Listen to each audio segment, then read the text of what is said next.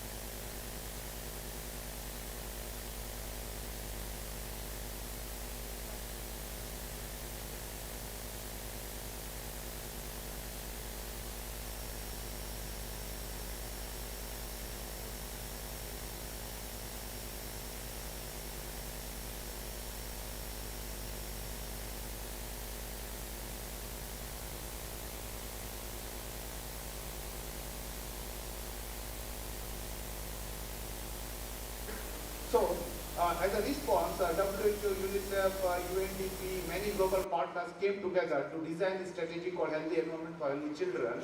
And we have a lot of literature available. I'll give this presentation and video with all the students who are interested. But let us move forward fast. So today I'm tackling some issues. I seek your attention and maybe later also some response. How do we go about it? Basically, this is is not happening by default. This is not a natural calamity. Half of them are actually man-made calamities. Our economic system is driving climate change and environmental degradation to a great extent. So this becomes more challenging for us to address these changes, which are also contributing to our economy, but at the same time the governance mechanism, legislation, our enforcement measures require some attention. So the effects of environmental degradation and climate change are quite heavy and many and happening everywhere.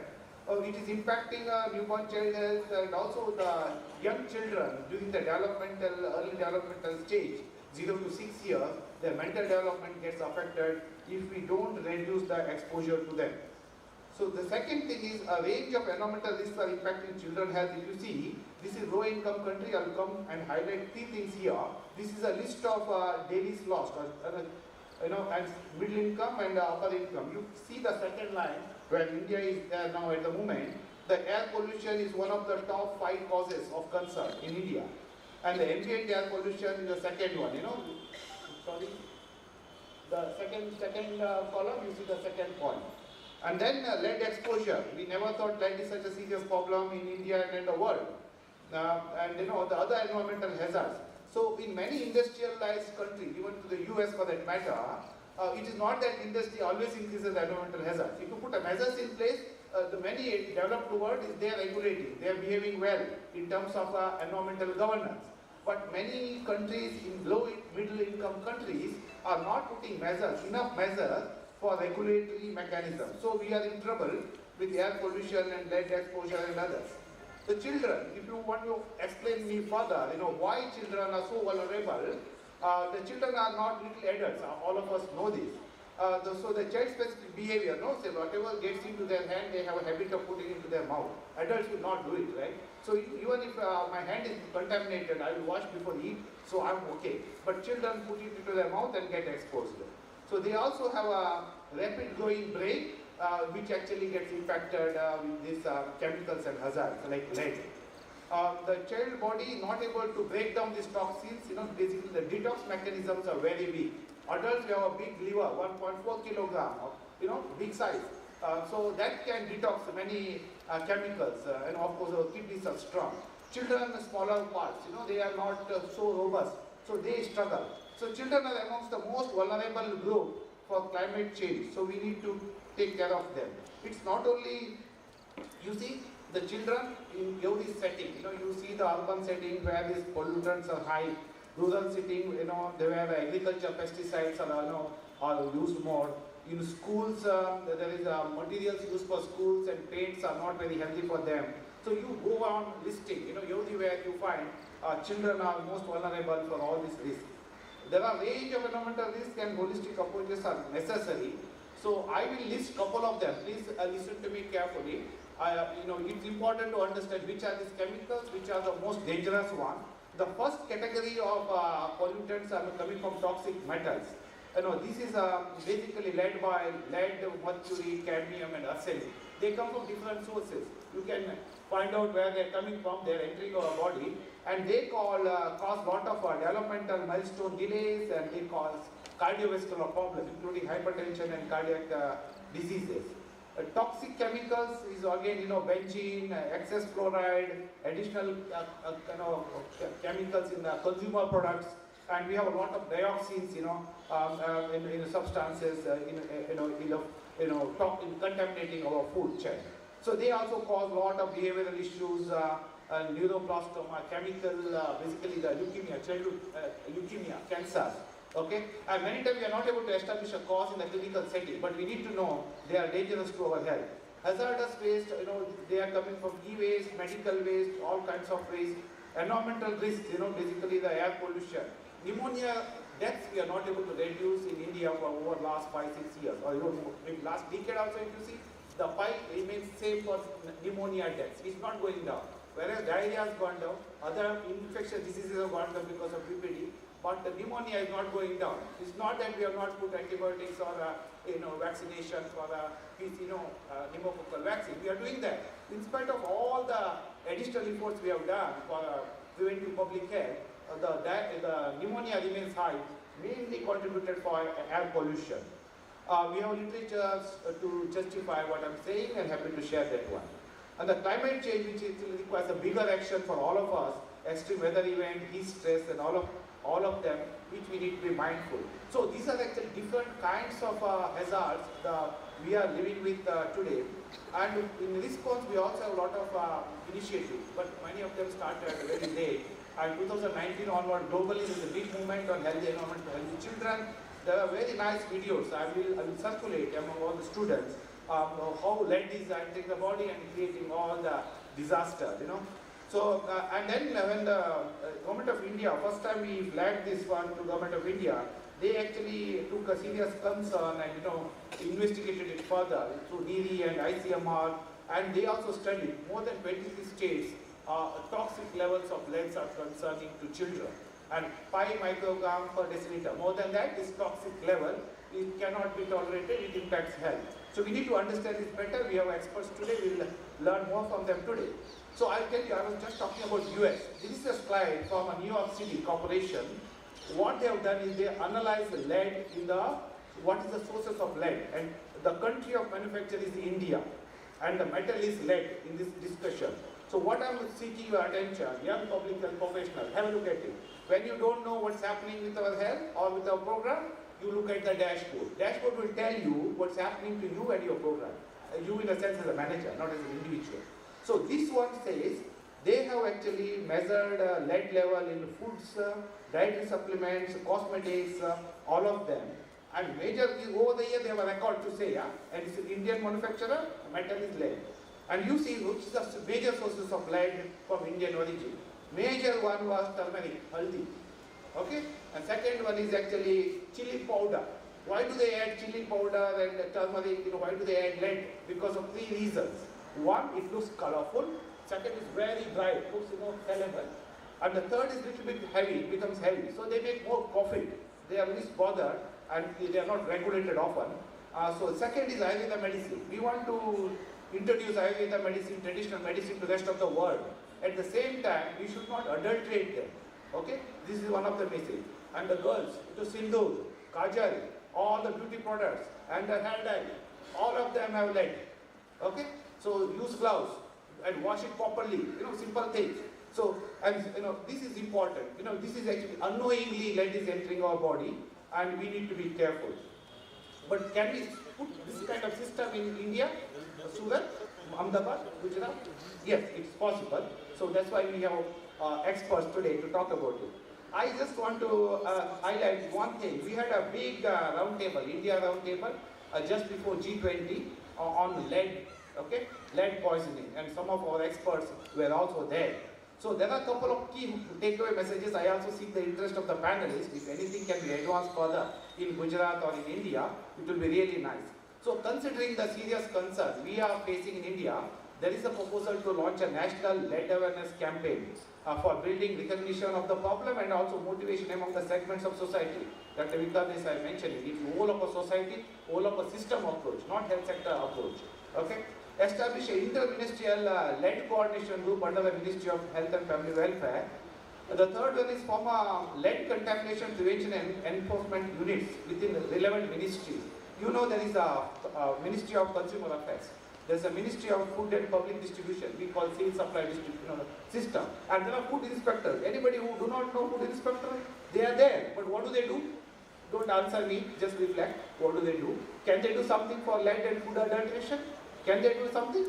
Or they cannot do? What do you say? How many you think they can do something for food adulteration? Food inspectors, civil supply department. Okay? I strongly believe they can do something. They exist, but we have to see the functionality. A launch of a national campaign to end stop this spice adulteration or food adulteration.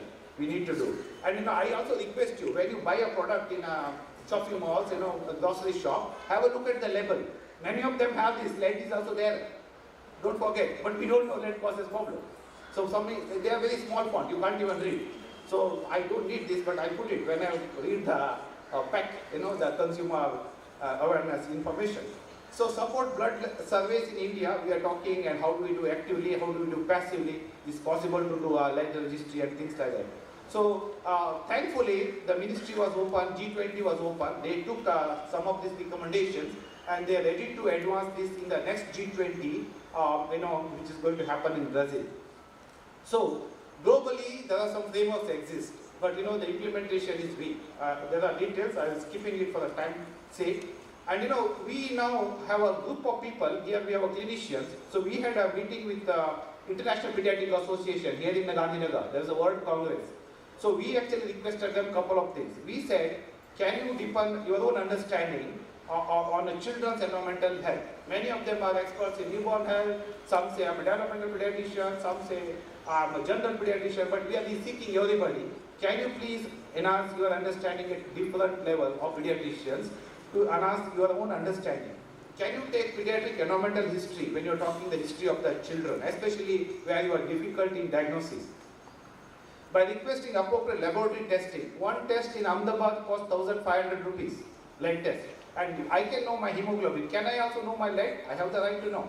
But people are sounding. There should be indication when you go for your lead test. Somebody should give us a guide directly. So we're working on this. Prescribing healthy environment as much as healthy diets and healthy lifestyle. I don't know how many of our doctors will find time. If they don't find time, our suggestion is shift the task to the nurse or a counselor in the hospital who can do this job. You doesn't require the doctor all the time to communicate. So by promoting children's environmental health in the clinical and nursing practices, it's not only the doctor, the paramedic team is also equally important. We have some public health experts and all of you public health students are part of this one. So what we want all of you to do when you become professional, public health, promote understanding of children environmental health across their network. Okay, and we need to have now we have a discussion with the director IIPHG and also with the medical college, the department of MBBS and PG curriculum.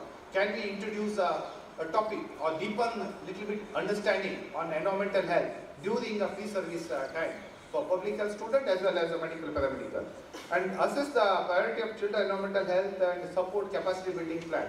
There are a lot of health workers in health system. They are plenty in hundreds and thousands. So we can play a role in enhancing the capacity. We can also advocate with the local governments and take some awareness generation sessions to engage with the media, including the radio, Doordarshan and all of them. And also create evidence. We have some experts who are going to talk about some evidence generation and research and advocate for policy prioritization. There is also some online courses will be available soon. Watch out. So in summary, we are trying to advocate for the change. We want to we want to become the brokers of knowledge management. We want to catalyze action, all of us together. So, and if you see the list, there are many countries, only few countries. Many countries are not, every country is affected, only few are taking action. These are the countries who are actually looking this issue seriously. India is one of them. We are lucky. There's a national program. I'm going to talk about it in a minute. So, looking at the opportunities, these are the problems, but we also have plenty of opportunities. National program on climate change and human health is one of the biggest opportunities we have today in India to advance this. So, I'll skip this, please read more. There's a second one, Mission Life, Lifestyle for Environment.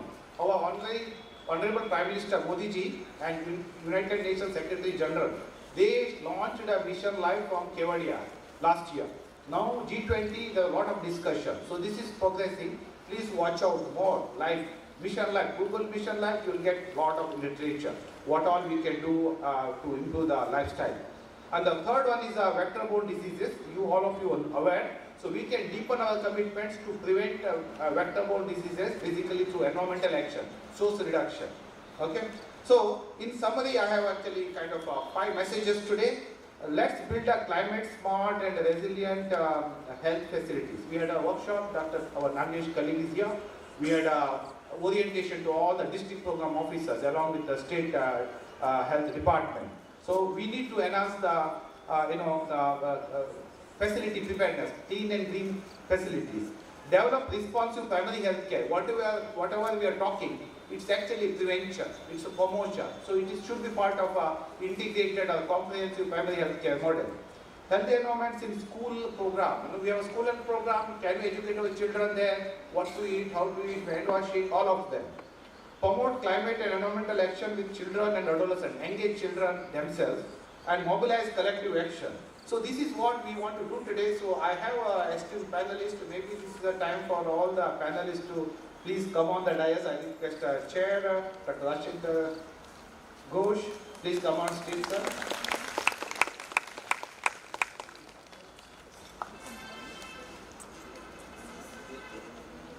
Yeah, please take over.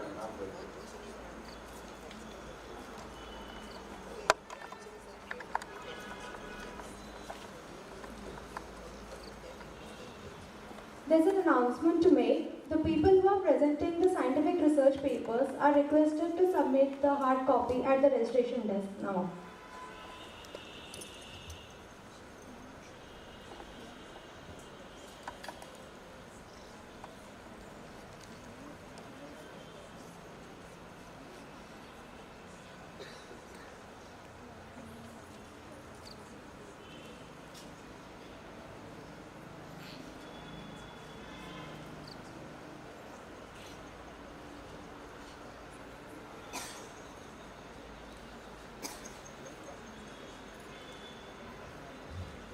Thank you, sir, for your critical insights.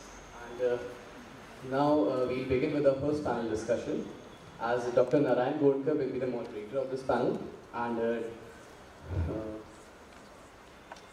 Dr. Raj Shankar Ghosh will be the chair for this panel.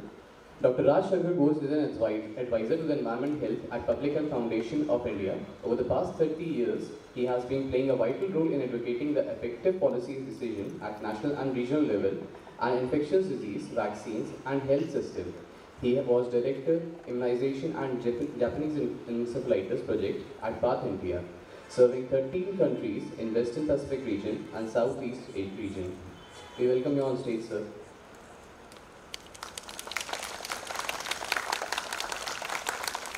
He was also the Vice President and Regional Director of Southeast Asia at One Health and Deputy Director for Vaccine Delivery and Infectious Disease in India, Office of Bill and Melinda Gates Foundation.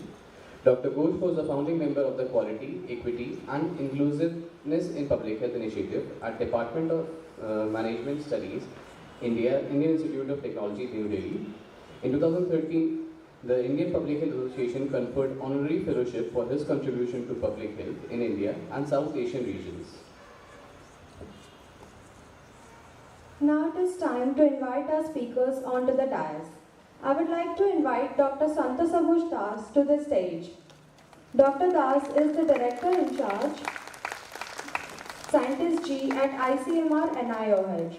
Previously, he was a Senior Scientist at ICMR National Institute of Cholera and Enteric Diseases, Kolkata. He is a recipient of the National Bioscience Award for Career Development from the Department of Biotechnology by Government of India and the Fulbright Nehru Research Fellowship. His research interest areas include host pathogen interactions and vaccine development for Salmonella typhi and paratyphi infections, and the regulation of mucosal immune responses at the intestine and disease. Now let us invite our next speaker, Mrs. Jaya Shelby Babu.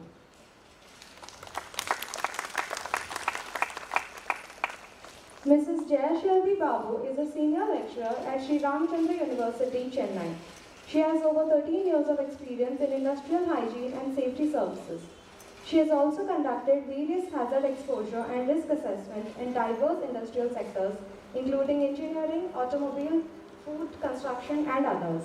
She has more than 12 years of microbiology experience applied in the field of industrial hygiene and developed standard protocols for sampling and analytical procedures for biological hazards to determine the bacterial and fungal biomarkers in indoor and ambient environments. She also established multi-metal analysis by using human biometering techniques and developing risk assessment models.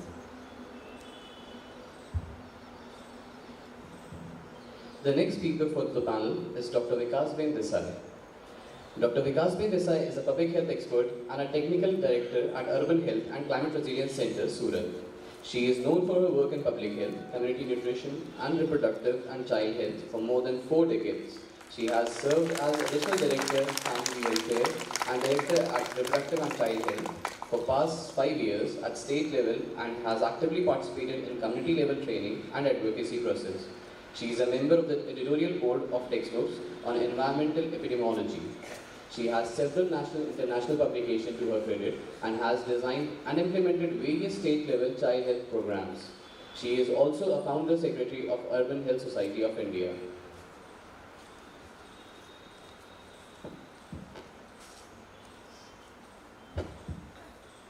Next, we invite Dr. Ramesh Banjania to join us as a panel member on stage. Dr. Ramesh Banjania is a member of Planning Area Committee Environment, Health and Climate Change International Pediatric Association 2023 to 2025. He has served as a secretary at Environment and Child Health Group from 2019 to 2021 and afterwards as the chairperson of the same group in 2021 to 2023. He has been the member of many bodies like CIAP and IPA. Please give a big round of applause to all the members of the panel. Without delaying any further, let us begin with a discussion on healthy environment for healthy children. I request our moderator to proceed with the discussion. Thank you very much for the wonderful introduction. I welcome all the panelists, and I know you have a lot of experience to share, but we will restrict, looking at the time, maybe a couple of questions. Before we start, I request the Chair, Dr. Rajshankar Ghosh, to make opening remarks, and then we'll take some.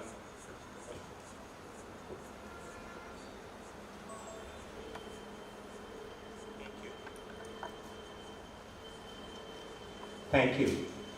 So first of all, I would really like to thank the organizers at the Indian Institute of Public Health at Gandhinagar for inviting me at this wonderful location. We could not have discussed about environment and climate health in a better setting than this. I was really surprised by the wonderful environment that is here today.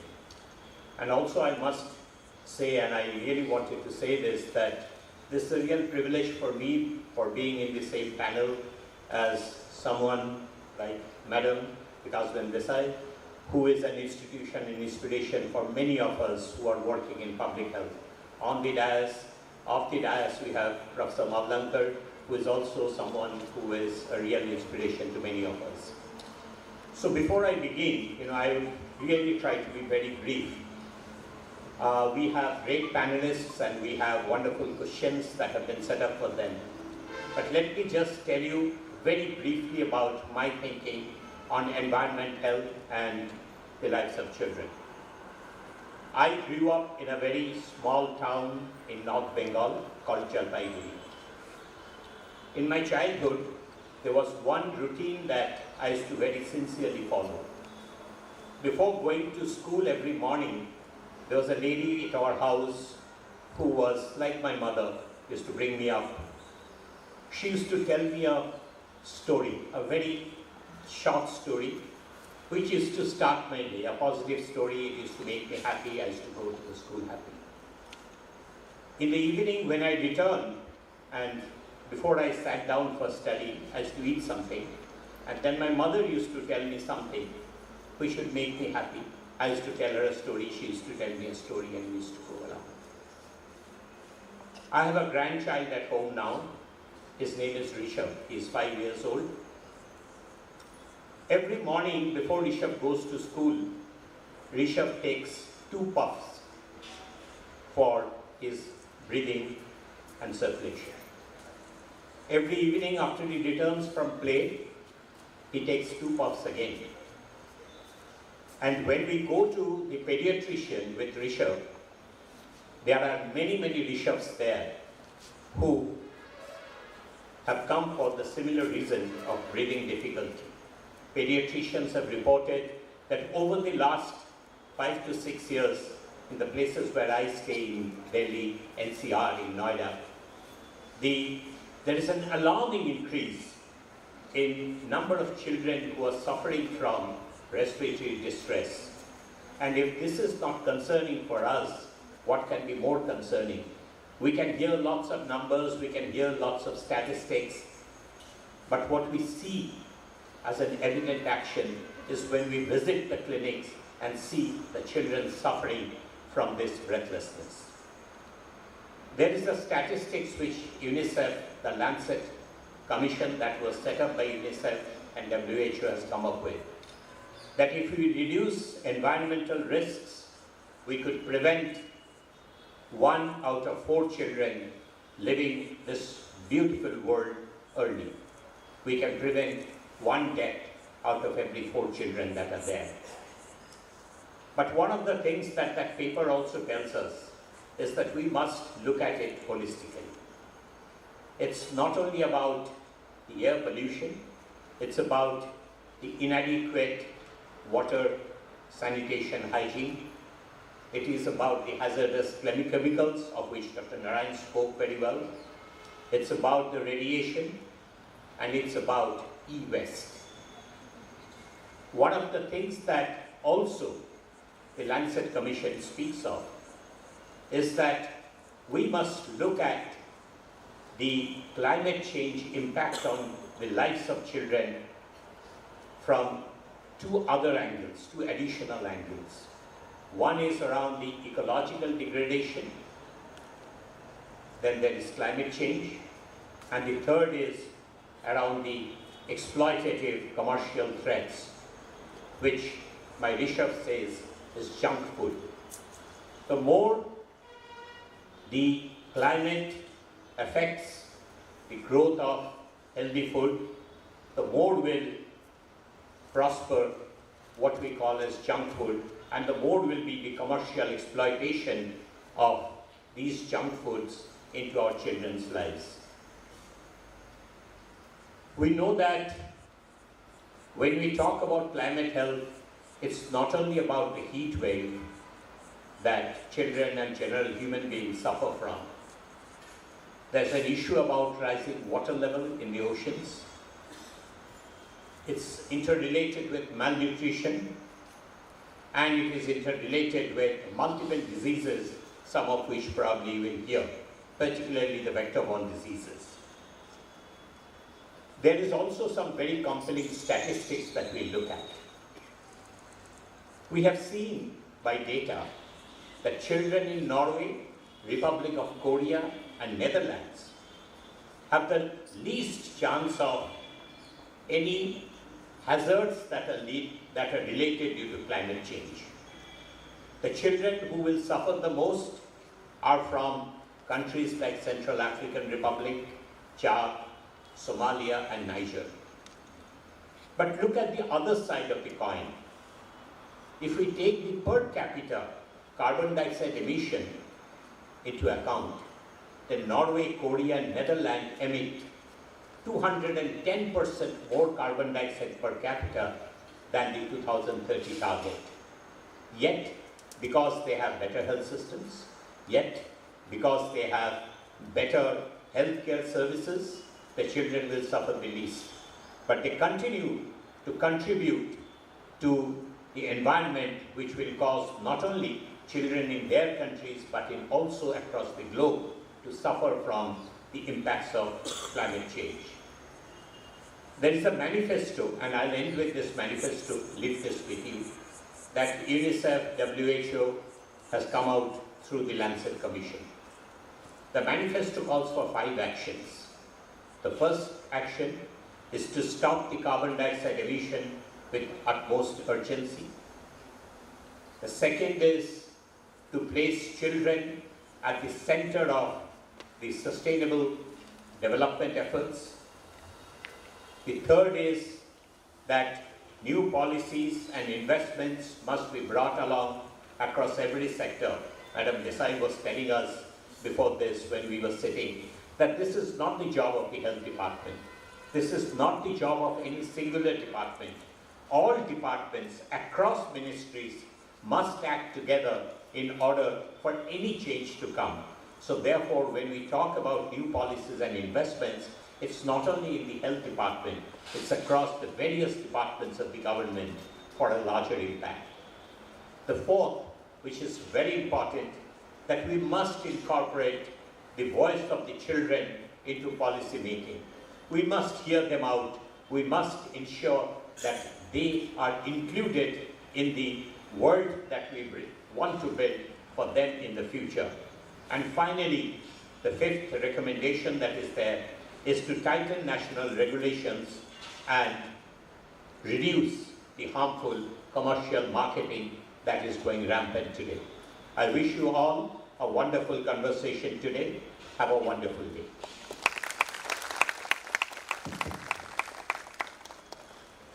Thank you very much, Dr. Rajshankar Ghosh, for the very good opening comments. We have esteemed panelists with us today. I would like to know from our director, NIIPHG, ICMR. Sir, you are working on many research activities related to environmental health, which we are discussing today. We will be happy if you can share some of the ongoing activities to address these challenges in your work. Thank you, Dr. Naran. And I must thank the organizers for inviting me to this beautiful meeting. This is the first time I'm visiting IIPH, and it's really, really impressive. I know, people from IIPH. Dr. Maglankar was there at our institute many times, and then Dr. Conclave also visited us many times, and Dr. Zerpe is also a good friend. But I would be more than happy. We earlier worked, we had a MOU also with IIPH, and in the future I was just expressing my desire to Dr. Zerpe maybe a month back when we were at work, that we would like to restart rather, or rather rejuvenate the collaborative activities with IIPH. So now, regarding, because ours is a occupational health institute, so you could realize that our primary population is the adult population. Although we know that child labor is rampant in unorganized sectors, which are major areas for our research, but there are issues related to take up child labor and study health effects. But whatever we are studying in adult population, they are equally, particularly environmental exposure, they are equally, they stand well for the children. In fact, as Dr. Narayanan mentioned, that children are much more vulnerable because of developing body behavioral reason, and also they consume more food, water, and breathe more air per unit weight. So that's why there will be all these adverse effects will be even worse for the children. So recently but some studies have been done in children as well. So recently we had studied air pollution related effects on school children, class 6 to class 8 standard, in the critically polluted area in Ankleshwar versus not so polluted area. So, and what we found is that children in the critically polluted area, they were all the lung parameters significantly, the lung function test that was done, FEV1, FEV1 by FVC, as well as the forced expiratory flow rate, which talks about smaller airways. So all were significantly compromised in this population from the critically polluted area. And these children suffered more significantly more from upper and lower respiratory tract infections. So that is one study that we recently published. And one interesting part was that we found that their lung function parameters, the decrease, actually corroborated well with a protein which is called club cell protein 16 in their urine. So this can be further worked out, because this is a kind of non-specific marker. So how we can relate that, we are still working on. This is regarding in children. Otherwise, we have done other studies in adults, like in bus drivers. We had shown that they are suffering more from ischemic heart disease. Is actually their 10-year relative risk is 1.8, and they have a heart age 7 to 8 years greater than their chronological age.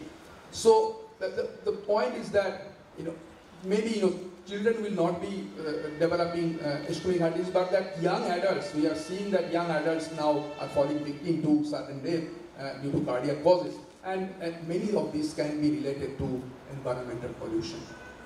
We have done other environmental exposure that we have studied. It is lead poisoning, and we have studied lead toxicity in e-waste handlers, where these are unorganized sectors where a lot of children work.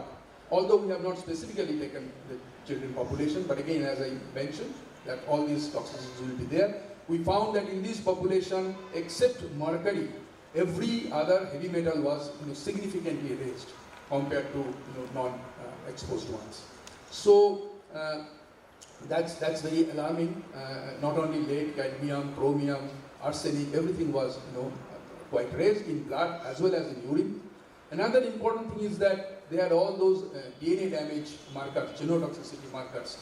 There are micronuclei, and then there are other standard assays, format assays, which says about the DNA damage. So these things were significantly more in the exposed group.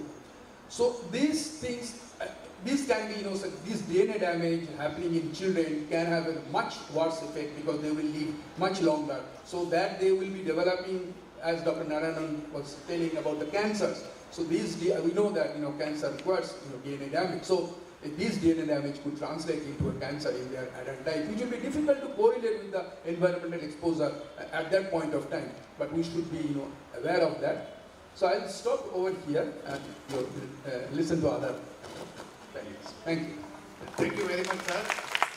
For many of us, especially our students, it's very interesting to know a lot of research activities are already happening.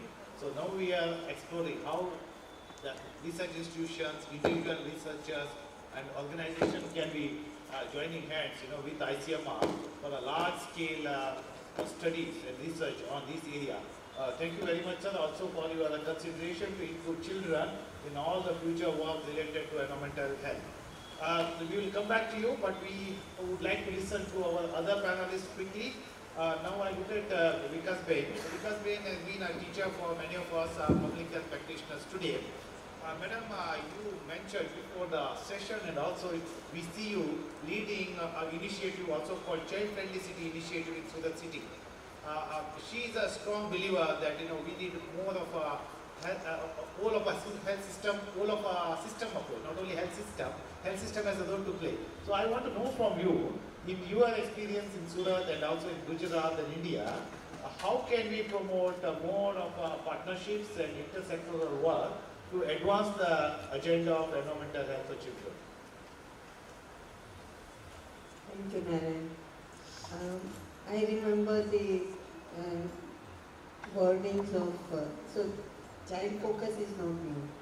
Wordings of Jawaharlal Nehru when he visited Surat in 1955. And he said, this country has to progress on the feet of the, small feet of the children. So that's what we all look forward, even family looks forward to the child growing up and taking a good position and अपना नाम रोशन करेगा वो बात वाला. So I am not worried about only deaths. I am worried about disability created due to pollution and environmental changes and climate changes, as well as disease rates. And you have already heard about it. What happens when the child in the family has to take puffs or has to undergo serious health problems. And cardiac things are also coming up in young age groups. So what is required is a focus by every department for a particular issue. Child is a focus, otherwise also for a family, for a society, it should be focus for every department.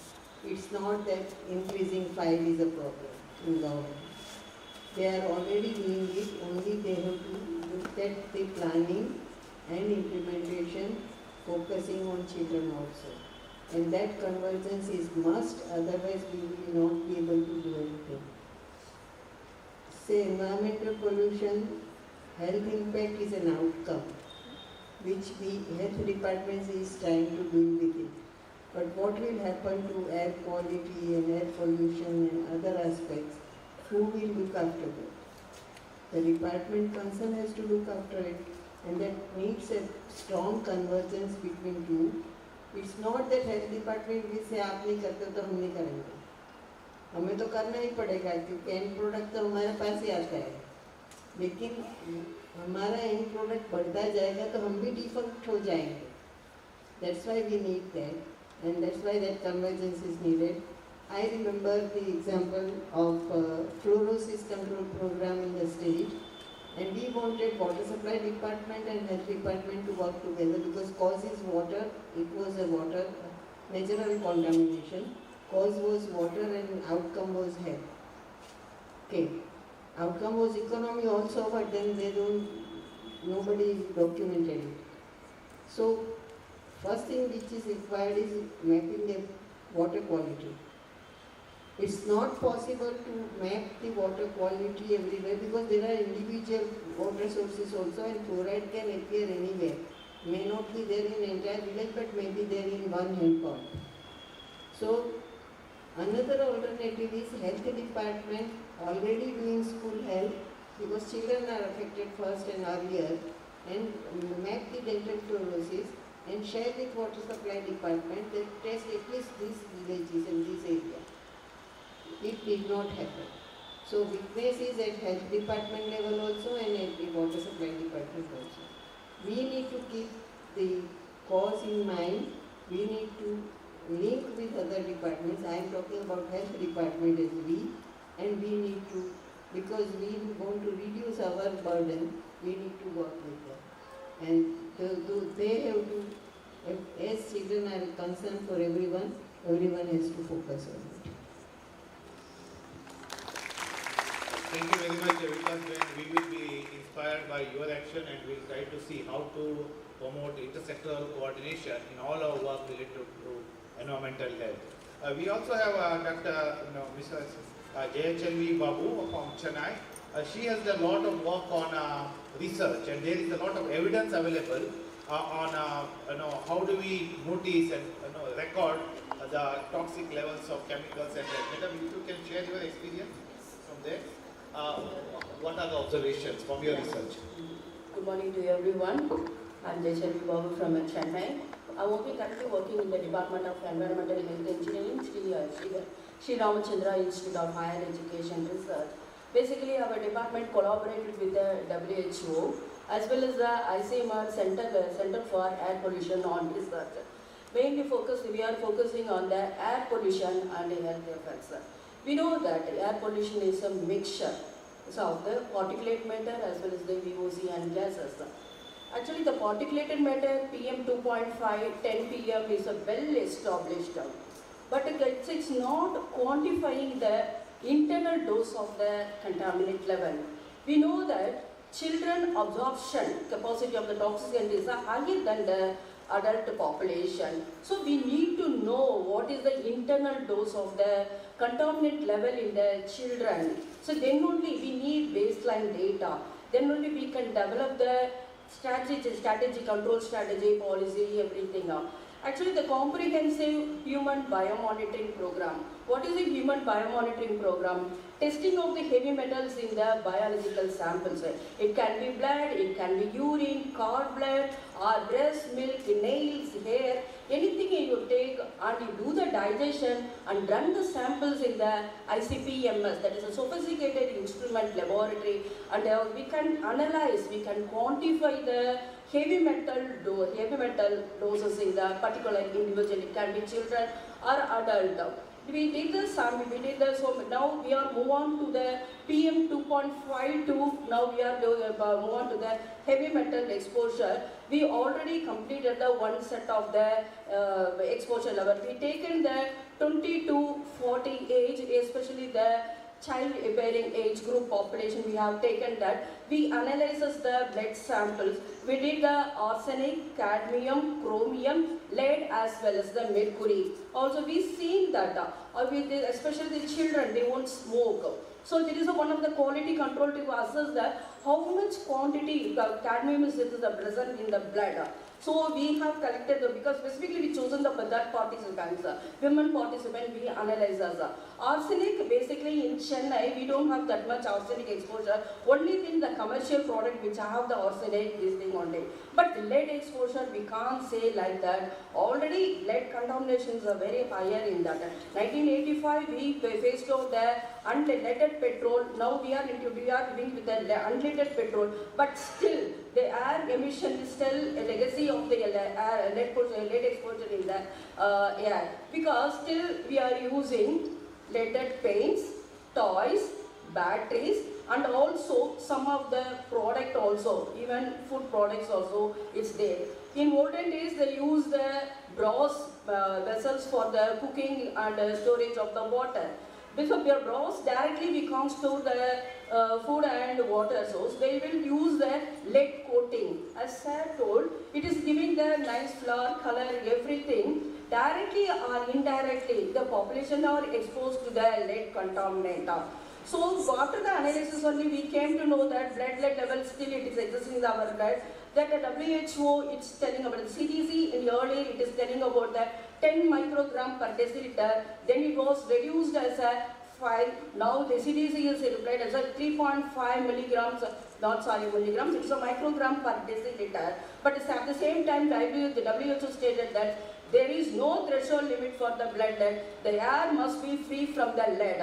Otherwise, the children will be affected very badly, because the air pollution interact with our system through the inhalation, ingestion, and dermal exposure. So that it is interacting that metabolized.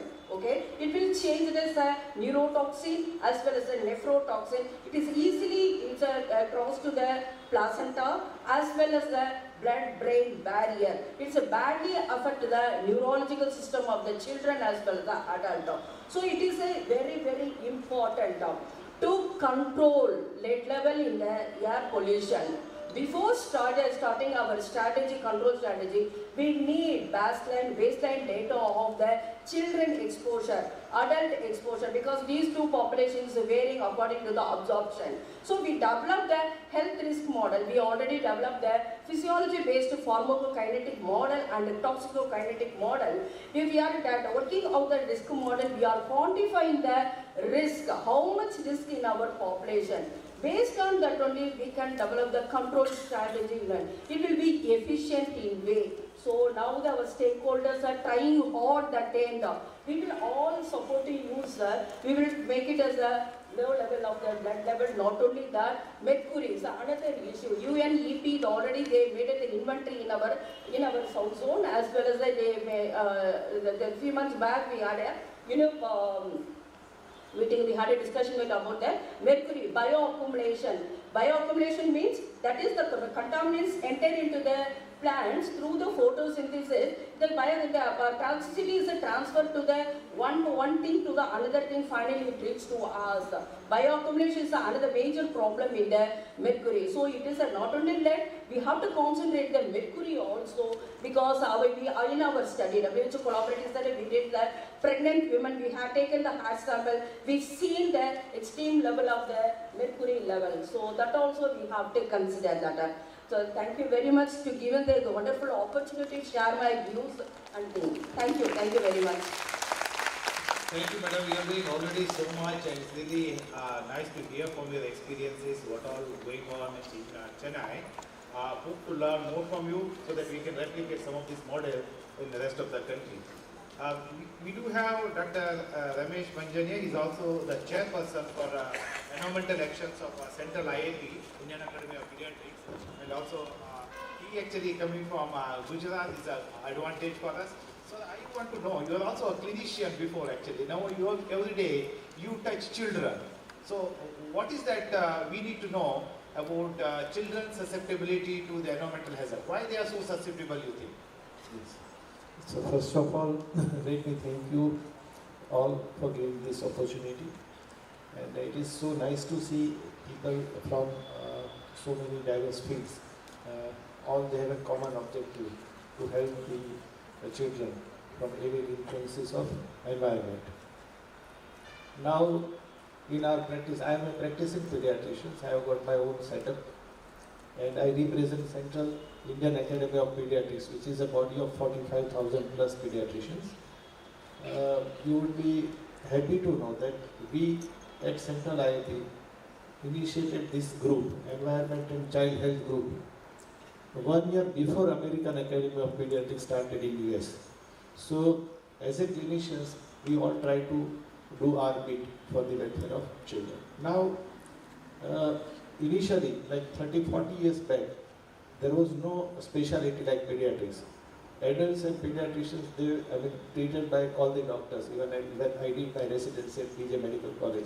But in 80s, the different department, pediatric department came into being. So most of people, they consider that children are like little adults. But it is not so. Children, they have got different phases. Like till baby is born, it is fetal stage. Then up to 2 months, it is a newborn stage. Then up to 2 years, it is a early toddler or infant stage. Then 2 to 6 years, it is a preschool. Then 6 to 12 years, it is a school. Then 12 to 18 years, it is an adolescent. And then 18 to 20, it is young adult. So just imagine the insult. If it occurs at a fetal stage, then the damage is devastating. So earlier, the better.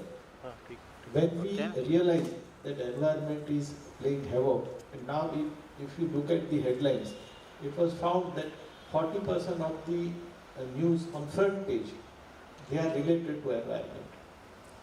Why we are worried about children? As a custodian of children, we should be, because they cannot move like an infant who is lying on the ground. He cannot take himself away from the risk. He is near the ground, so he is more exposed to the pesticides which ultimately settle on the ground. If you look at child's life from morning to evening, then whatever he eats, whatever he drinks, whatever he breathes, wherever he touches his hand, like on wall, it has a paint, it has a lead. Even if he is lying on the floor, then there is also residual pesticides, insecticides. Every house has so many bottles of Harpic and Lizol and everything. So ultimately it is going to enter somewhere. Now, as it was mentioned, there are so many routes of administrations. It can come through the air, it can come through the water, it can come through the food. So their situation is totally different from the adults. Moreover, the systems are developing. The stomach is developing, the brain is developing. So any insult which occurs during developmental stage is permanent. And just imagine the state of that child, the state of that family. Ultimately, it is a damage to the nation, because it is a loss to the nation in form of economy. The same child will live with disability, so healthcare system will be burdened. Same child will not be able to concentrate in the school, so he will be suffering from juvenile delinquency. He will be having less attention span, less intelligent in his studies. So he will not get good employment opportunity. So it is not a simple side effect to the child. It is an effect to the nation also. So I am very happy that IIPHG is doing this wonderful activity. We all should come forward and work for the cause of child health. Thank you. Thank you very much, sir. We will be guided by you to manage the risk in children and also do something at clinical practice to create awareness on lead poisoning and other chemical exposure. Looking at the time, I think we can take 2 questions from the audience. If any of you think you want to address, I'll ask some questions, and you can also say whom do you want to address, these questions. You have time. Anybody has any questions on what you heard about the topic today? Anybody? Otherwise, we have more questions to the panelists. If you have any interest to ask any question to the panelists, you have a time. Yeah, please.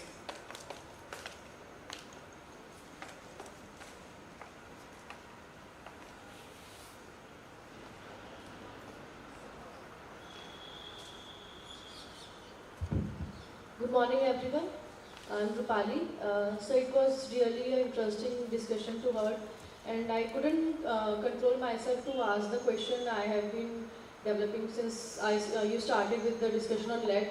Lead is something that children consume directly, indirectly, but my question is not directly related to the environment, but the thing that goes simultaneously with the children, the sweets. My question is related to the artificial sweeteners. Nowadays, there are so many products that are being sold in which it is written it's sugar free or it has less sugar or non-added sugars, but it has indirect sugars, the artificial sweeteners. So I couldn't control myself to ask the dignitaries if they can enlighten us about these artificial sweeteners and the effect they have on the children. Because in fact, it's an excellent question. Though, it is not related particularly to lead, but very interesting. So, whenever any parents ask me that what should I offer to my child, I always tell them that anything you offer, it should be homemade. Don't bring a single package, ready-made packet of food in your house. Because as you said, there are so many things which are added. Excipients, stabilizers, emulsifiers, fragrances, coloring agents, and they have been known to cause neurological damage, they have been known to cause even allergic problems ranging from atopic allergic rhinitis to severe asthma. Now onwards you go and notice the child who is eating all this junk food in form of wafers or anything, they will be hyperactive. If you ask their parents, this child cannot sit still in my chamber for more than 1 minute. See, the patient comes to me for like tonsillitis, but as a pediatrician, if I am interested in environmental issues, my job is not to simply to prescribe medicine, but simultaneously to counsel also that these are the other aspects. So any child who comes to me, I always take care to counsel about food, particularly junk food, and citing all these reasons which you asked for.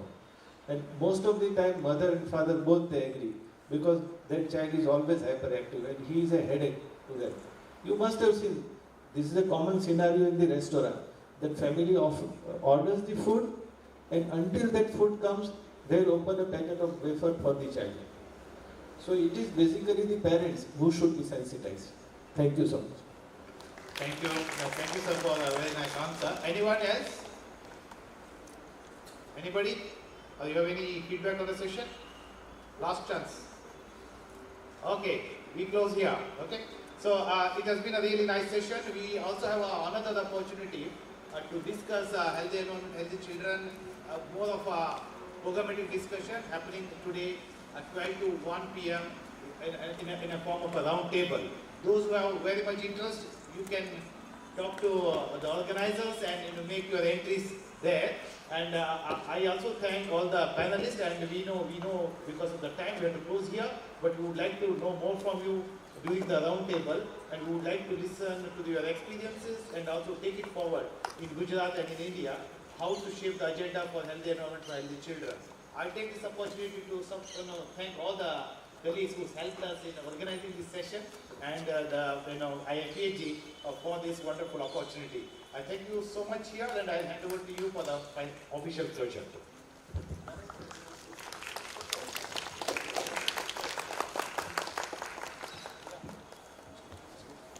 A big thank you to all the panelists for the expertise and thought-provoking contribution. Now I request the chair of the panel, Dr. Raj Shankar Ghosh, to felicitate our panelists.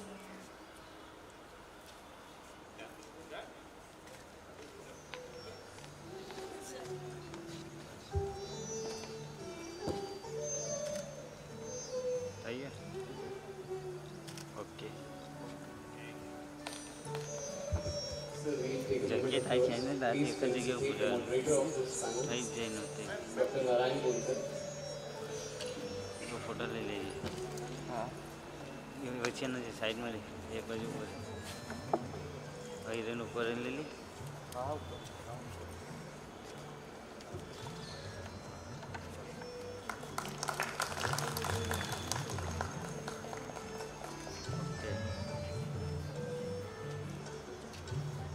I request Dr. Ghosh to felicitate our panelist, Dr. Sandasabush Das.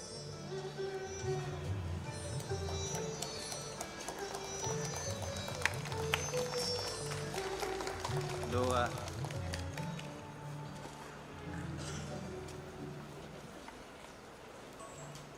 I request you, sir, to felicitate the next panelist, Dr. Vikasbeen Desai.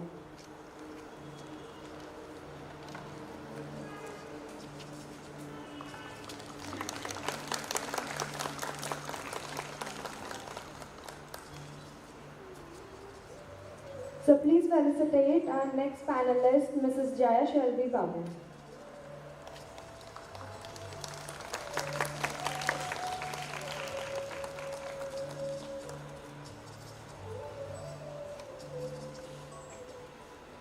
I request Dr. Narayan Gaonkar to felicitate Dr. Ramesh Banjania.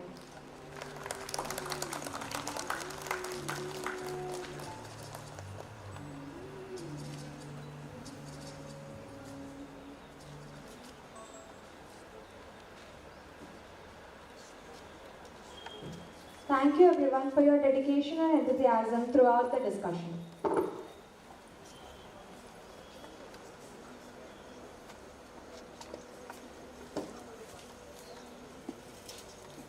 I request Dr. Rajshankar Ghosh to take up a seat on the dais as he will be the conference chair for the next discussion. Thank you.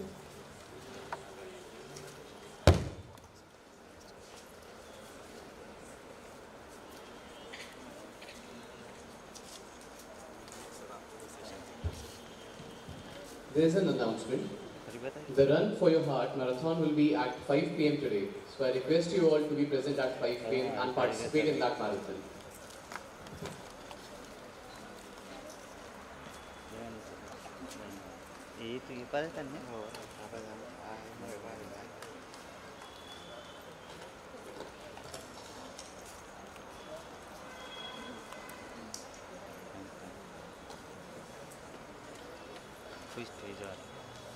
बस कहीं क्या आइजो हमारा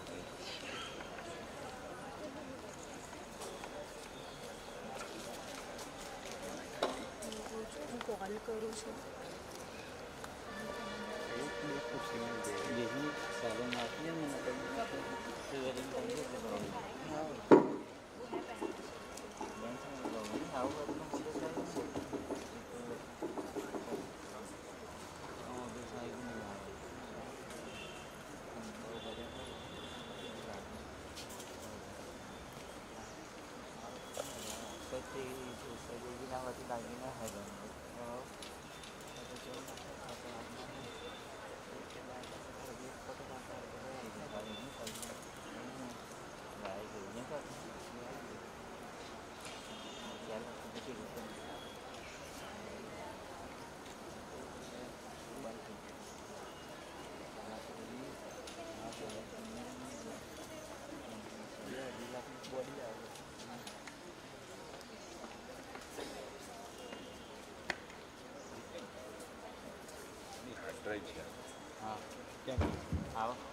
Let's move on to the next panel discussion.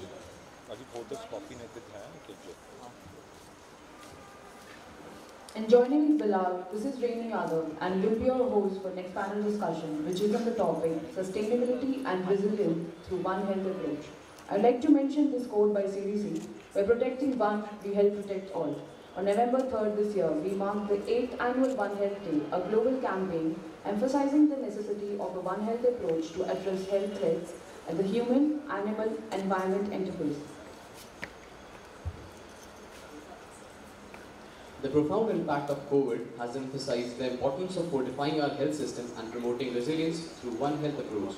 This urges us to consider our interaction with the environment for more sustainable and interconnected future.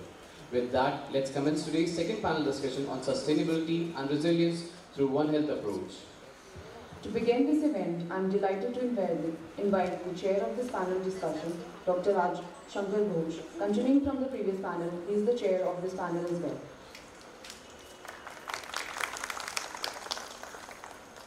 Now I'd like to introduce our esteemed moderator for the panel discussion, Dr. S. Yashoban sir. He is Assistant Professor in Indian Institute of Public Health, Gandhinagar. He is co-leading the Center for One Health Education, Research and Development at IIPHG and leading the Global One Health Working Group at IIPH Germany. Additionally, he is also serving as an adjunct faculty at the Datta Institute of Medical Sciences, Wardha, and an associate professor at the Center for Development Research, University of Bonn, Germany. Now let's welcome our first panelist, Dr. Guru Rajesh Jami. Sorry sir for the mispronunciation.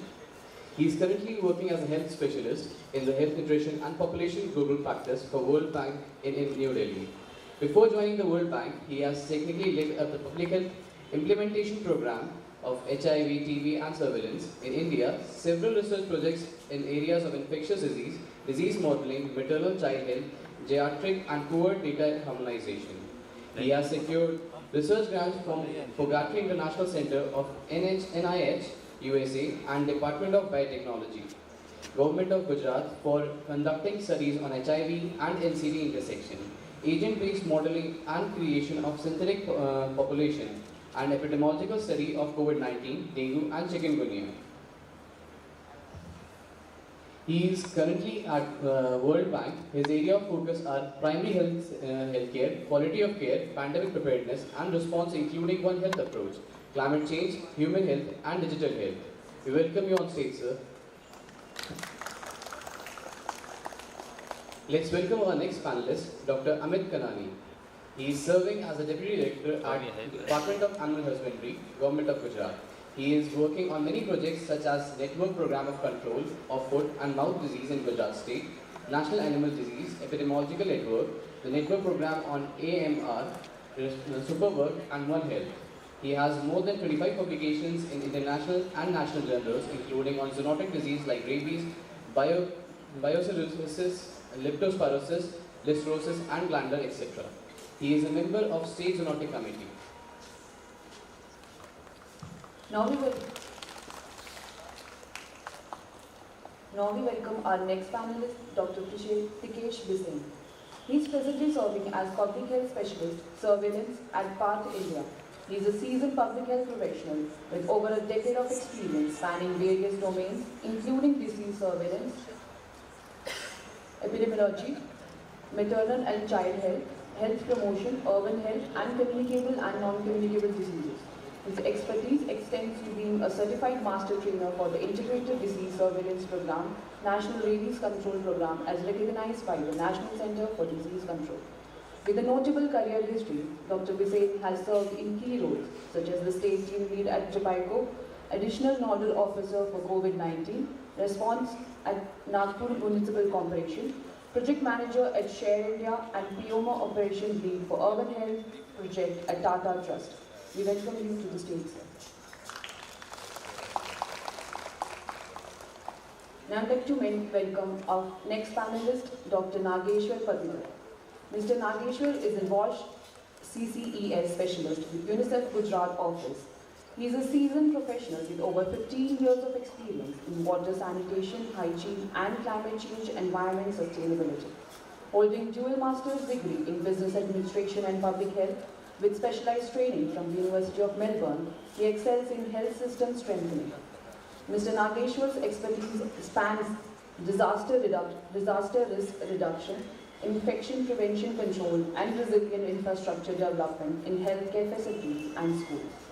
He is recognized for his proficiency in policy development, strategic program planning, and effective implementation with a current focus on enhancing climate resilience in healthcare facilities, schools, and communities.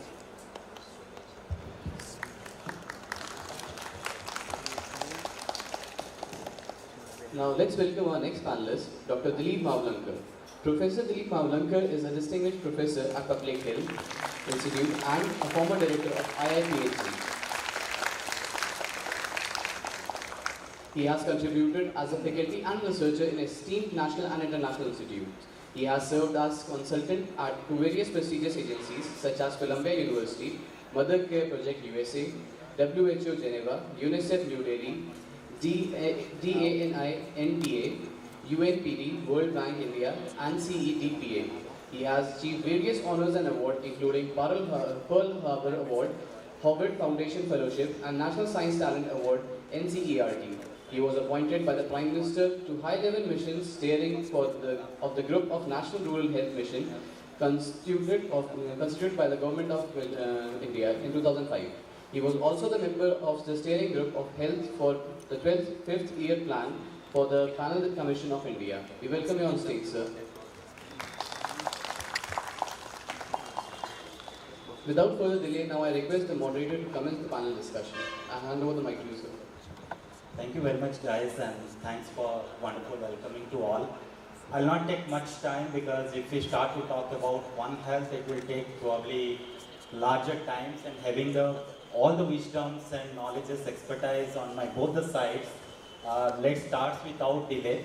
I'll request the chair, Dr. Ghosh, to have the opening remark, emphasizing why One Health is being important and prioritizing in the country. Thank you. Thank you, Dr. Yash. So, I have the luxury or the fortune of continuing as the chair from the previous session. So what I'll do is, you can consider this as the opening remark for this session or the closing remark of the previous session. So one of the messages that we got from the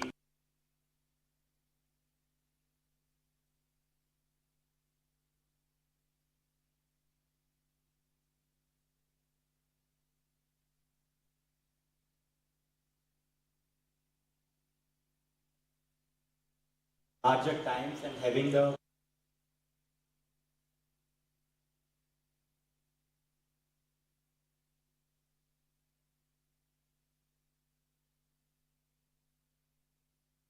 is nothing that can happen in public health if we don't take action. We can have piles of evidence, but if we don't act, nothing moves. And we have been hearing about the recommendation for action. The second is something that, came up during Dr. Banjania's talk. It's about some of the behavior changes. The B is for the behavior changes that parents and communities must adopt in order to ensure that the children live in a better planet, they have a healthier life. And when you look at some of the One Health aspects that you're going to hear, you will also read about some of the behavior changes that we need to bring about in the community to adopt One Health practices. The C is something that Dr. Desai insisted upon, is on the convergence. That there must be convergence of the various departments, of the various stakeholders across public, private, government, non-government, intra-government, intra-non-government, the convergence that must happen, the C. The D is for the data. We have been hearing from everyone. In fact, Dr. Das, Dr. Shantashabuj Das, began with the evidence that we have been generating and the commitment that more evidence will be generated for the population and from the population for the policymakers and the program managers to act. And the E that I want to bring about is around the economics that we talked about. One of the speakers highlighted that if we do not pay attention to the various diseases, the disabilities that are being caused today because of the environment, then the economic impact of that is going to be massive on our country. So therefore we must act because the evidence is that there is going to be an economic impact. We will be hearing about One Health, and I hope I can at the end of the conversation summarize. So therefore I'll just move on now and we will hear the speakers, but I do want to tell you that while you hear about One Health and if you prepare your questions, do think about the issues about the awareness, the access, the issues about evidence, the issues about convergence, the issues about the data being put into action, because as I said, public health does not mean anything if data is not put into action. Thank you. Thank you very much, sir. I think it's correctly pointed that it is A to E mantra, and that's more applicable to One Health because it indicates the multidisciplinary aspects and more about relying on collaboration, conversation, how well we could coordinate with other sectors that could have lead towards to the pandemic preparedness. So just to start the first questions on my left, Dr. Jami is leading the World Bank and representing here. Sir, I'd really like to listen from you that the role of World Bank on pandemic preparedness and emphasizing the One Health approach. Probably just to start, one of the super box that we are funding now is antimicrobial resistance. If you can enlighten the approach of pandemic preparedness, how the World Bank is envisaging, will be great. Thank you, Yash, and thanks the organizers for inviting me here. Though I am a public health professional, I am planning to wear a bit of an economist hat right now. The World Bank's perspective, and in fact when we look at One Health, we all think that somewhere down the line AMR is one of the foot in the door to get inside the One Health. We will probably discuss, and some of the panelists will also enlighten more about that. But then, what is World Bank doing and what's the World Bank's perspective? So whenever World Bank looks at certain issues, health-related issues, it tries to get deeper into the economics part of it. So when you look at the burden of the disease or the burden of the AMR, we see that almost 4.5 million deaths as per Lancet study in 2019 are attributed to AMR. And out of this, not attributed, associated. Out of this 4.5 million associated, around 1.3 million are attributable to AMR. So you have a huge burden there. And that's the global figures. But when you look at India, out of 4.5 million associated, 1 million are from India itself. And out of 1.3 million which are attributable, 300 million are from India itself. So we can understand the gravity. So that's where we first look at understand the burden part of it. Next, coming to the economics part of it. AMR is going to impact the economy. And based on estimates from World Bank, especially from 2017, AMR is going to wipe out 3.8% of global GDP by 2050. This is outright hitting us there in terms of economics. It will push almost 28 million people to poverty. But on the positive side, the investments that are required to address AMR is around $9 billion till 2050. And one of the best things that can happen for any public health intervention is that 88% of return on investment year on year will be provided if you invest $9 billion across by 2050 on AMR. So looking at all this sort of economics and the scale and the impact, and also in terms of how cost effective this whole AMR interventions can be, World Bank is investing around, I would say, in 2 or 3 different areas. The first area which World Bank does is lending to the governments, especially state governments and national governments across the world. We have around 65 to 68 projects across the globe which fund AMR related activities. Out of that, I could say that right now on the health side in India, we have 2 projects. And we also have something called as providing technical assistance. So we do provide technical assistance on AMR in many of these countries, probably around 60 odd countries across the globe. The third thing is World Bank also comes with some knowledge products. So there will be a lot of knowledge products, especially the figures that I quoted in terms of economics and some of the economic impact and stuff like that. So moving down quickly to India, we have 2 projects, one or 2 programs. These are lending programs, one to the government of India, where we are working at the national level to increase the, I would say, accelerate the AMR related aspects within this country, AMR interventions within this country. So we work with NCDC, ICMR, and Ministry of Health and Family Welfare at the national level.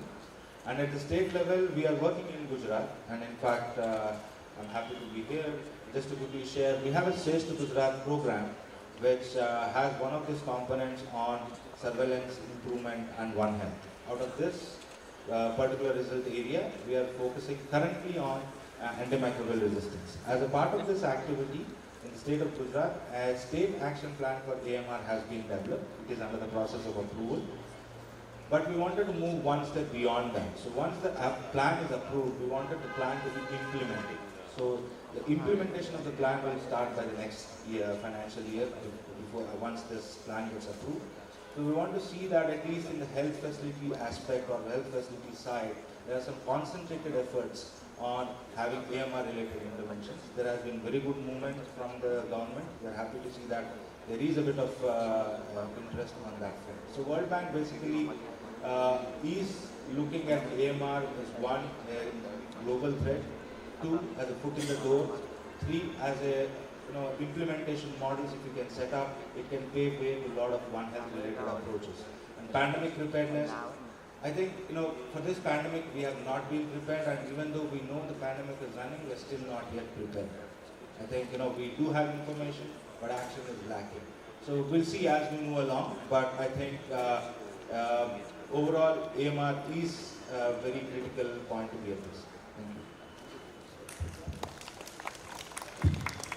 Thank you very much, Dr. Jami, really pointing out probably will not have an answer that what will be or how the next pandemic will be. Probably the AMR could be the silent pandemic that we are facing right now. So just moving ahead to Dr. Kanani, who is being instrumental in implementing One Health in the state of Gujarat and representing the Department of Animal Husbandry. I would like to understand, sir, because One Health really started from one medicine, giving the emphasis on the role of veterinarian. So what, in your perception, what you think that veterinarian could take a major role in One Health implementation in the state of Gujarat? Thank you very much, IIPH, for inviting me over here. I will say when we say the animal husbandry, we are not only related with the animal health, but we have more pressure as a veterinarian for the animal production, that is called animal husbandry. As the population is increasing, there is a demanding for the milk and other products, animal products, wool or either eggs, they are day by day increasing.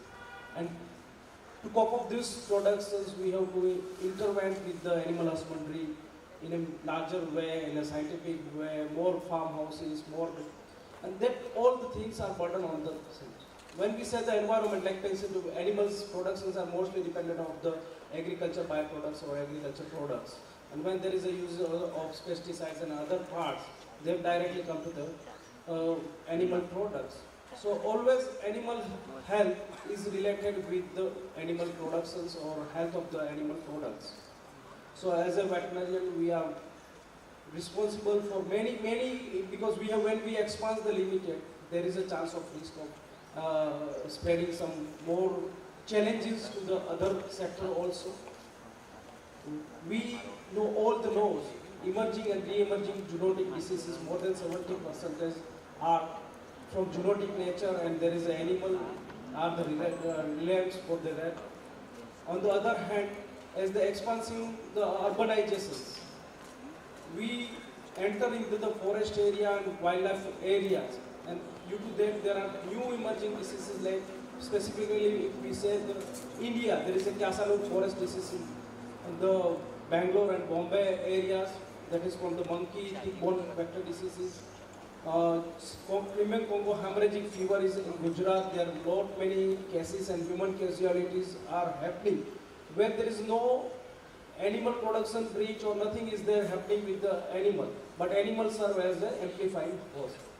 Similarly, Dr. Jimmy sir has rightly pointed out the AMR burdens. Yes, AMR burden, and we all need the data. So in veterinary sectors for the animal growth promoters, for giving more growth. Previously antibiotics were used as a growth promoter. Now due to the One Health approaches, interactions between different sectors, we have banned the growth promoters as antibiotics. Certain antibiotics for the AMR, for the human health, it is very much needed, like polystyrene sulfate is there.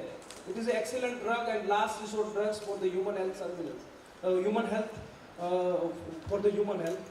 So these antibiotics are banned in the animal sectors to use to treat the animal disease. So at the part of AMR, when we say we have to also collect the data timely, we have to alert the human health systems. If there is a bird flu surveillance is a continuous going process. Similarly, brucellosis surveillance is a continuous progress under there. Leptospirosis in the South Gujarat is the important process. So all the things are related with the veterinary sectors, because we know if there is a burden in increase in one sector, it will be definitely over loaded to the another or sectors, especially human health sectors and environment sectors also. On the other hand, we say many challenges. We don't say only cope up with the health, like free-ranging animals in the cities. When we are go for the productions, half of them is, we know there is a male productions, and male are not used for the milk and other productions. So these free-ranging males are becoming problems in the major cities. So we are also working on those areas like sex cement technologies. We interventing some technologies in our animal husbandry where 80 or 90% chances are there the only female can produce that are used for the productions. So right now, not only for the productions, for the human health and environment, we have to think seriously, and we know as a sector veterinary, we have to work hard for this. Thank you. Thank you, Dr. Kanani, really highlighting how the intervention in one space is really important, that risk could also transmit it to other spaces. Just moving way forward, we have Dr. Maulankar who has profound experience, all of we know.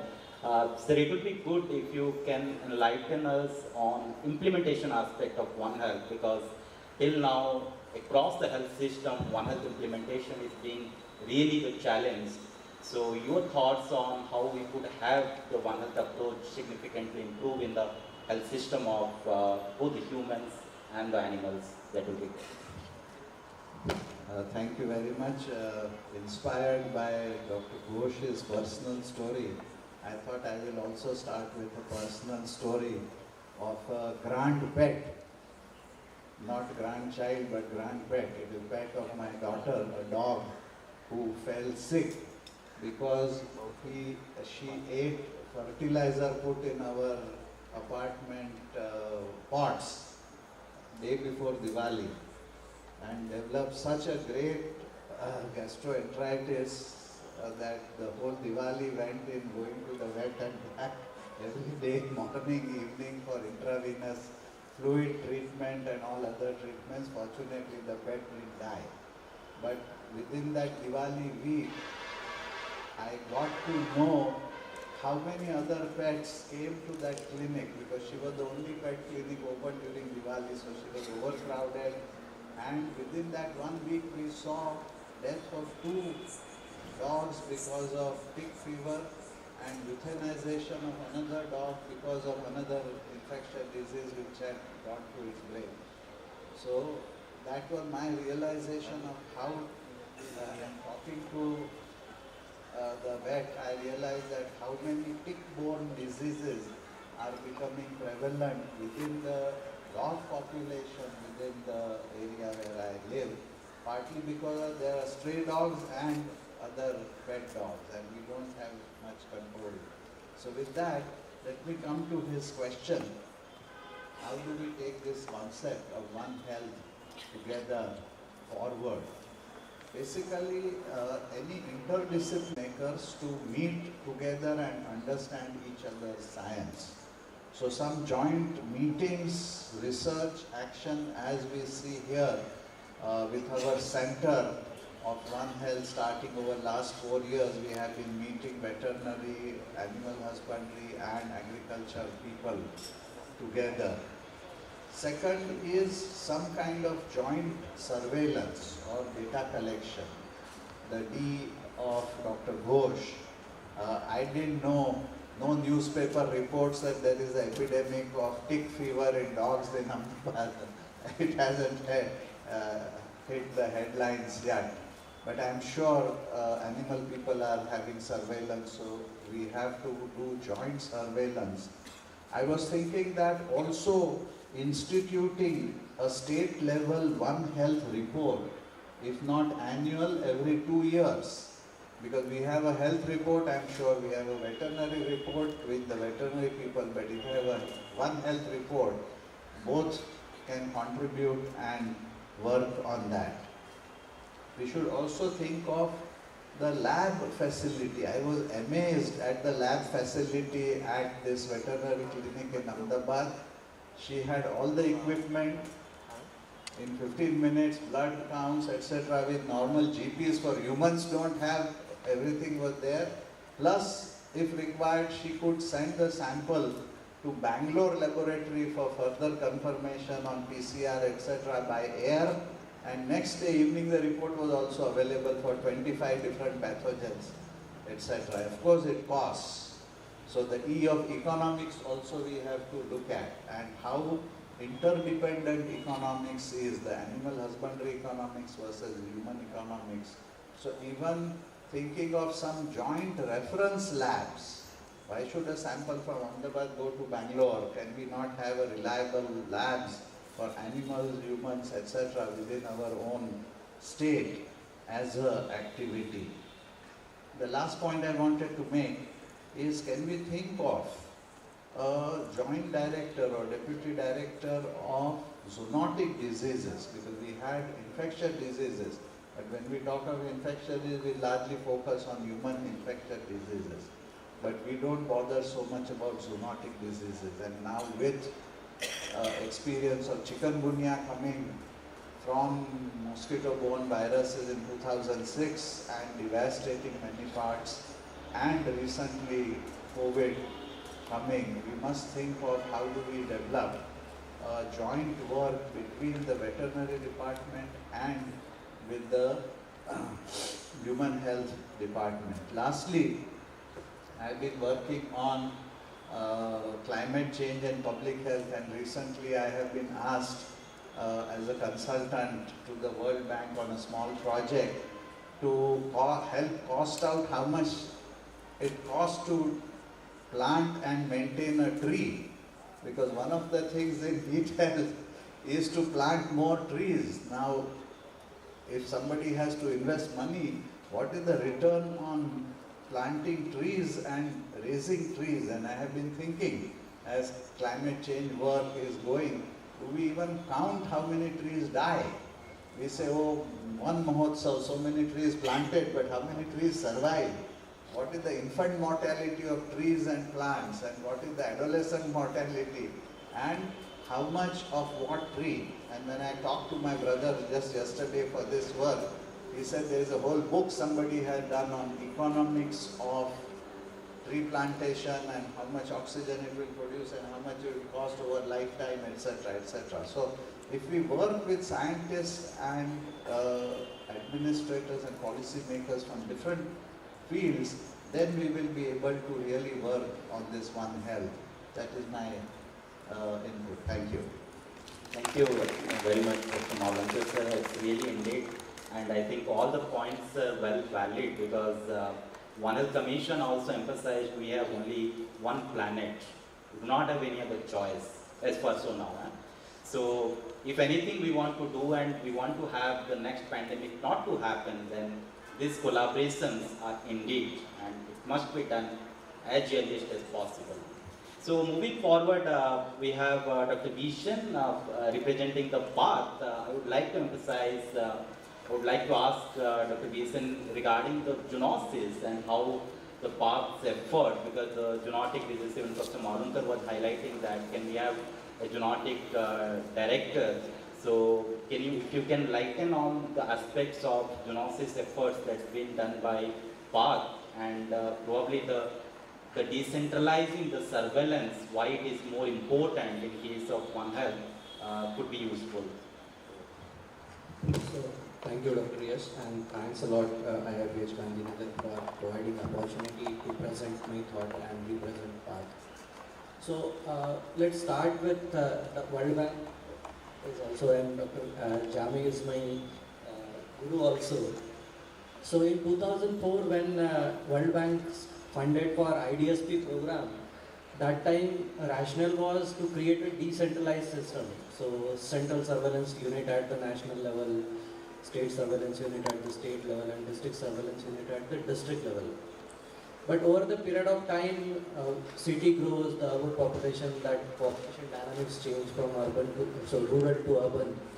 Now COVID also realized the fact that now district surveillance unit, and with the only 3 staff, like district surveillance officer, district epidemiologist, and district data manager, manpower is overburdened, because and they are more focused towards rural part. So urban parts is still missing, and urban areas has their own challenges. So considering this fact, and also the urban area has point of entry and exit, so there is an easy flow of infection from one location to the other location. So to strengthen disease surveillance at the urban area under PM ABHIM, NCDC has operationalizing 20 metropolitan surveillance units. Happy to know that Ahmedabad is also one of that. So it's tier 1 and tier 2 cities. So 10 in tier 1 cities and 10 in tier 2 cities. So these are metropolitan surveillance unit has a dedicated staff including microbiologists, entomologists, even veterinary specialists also.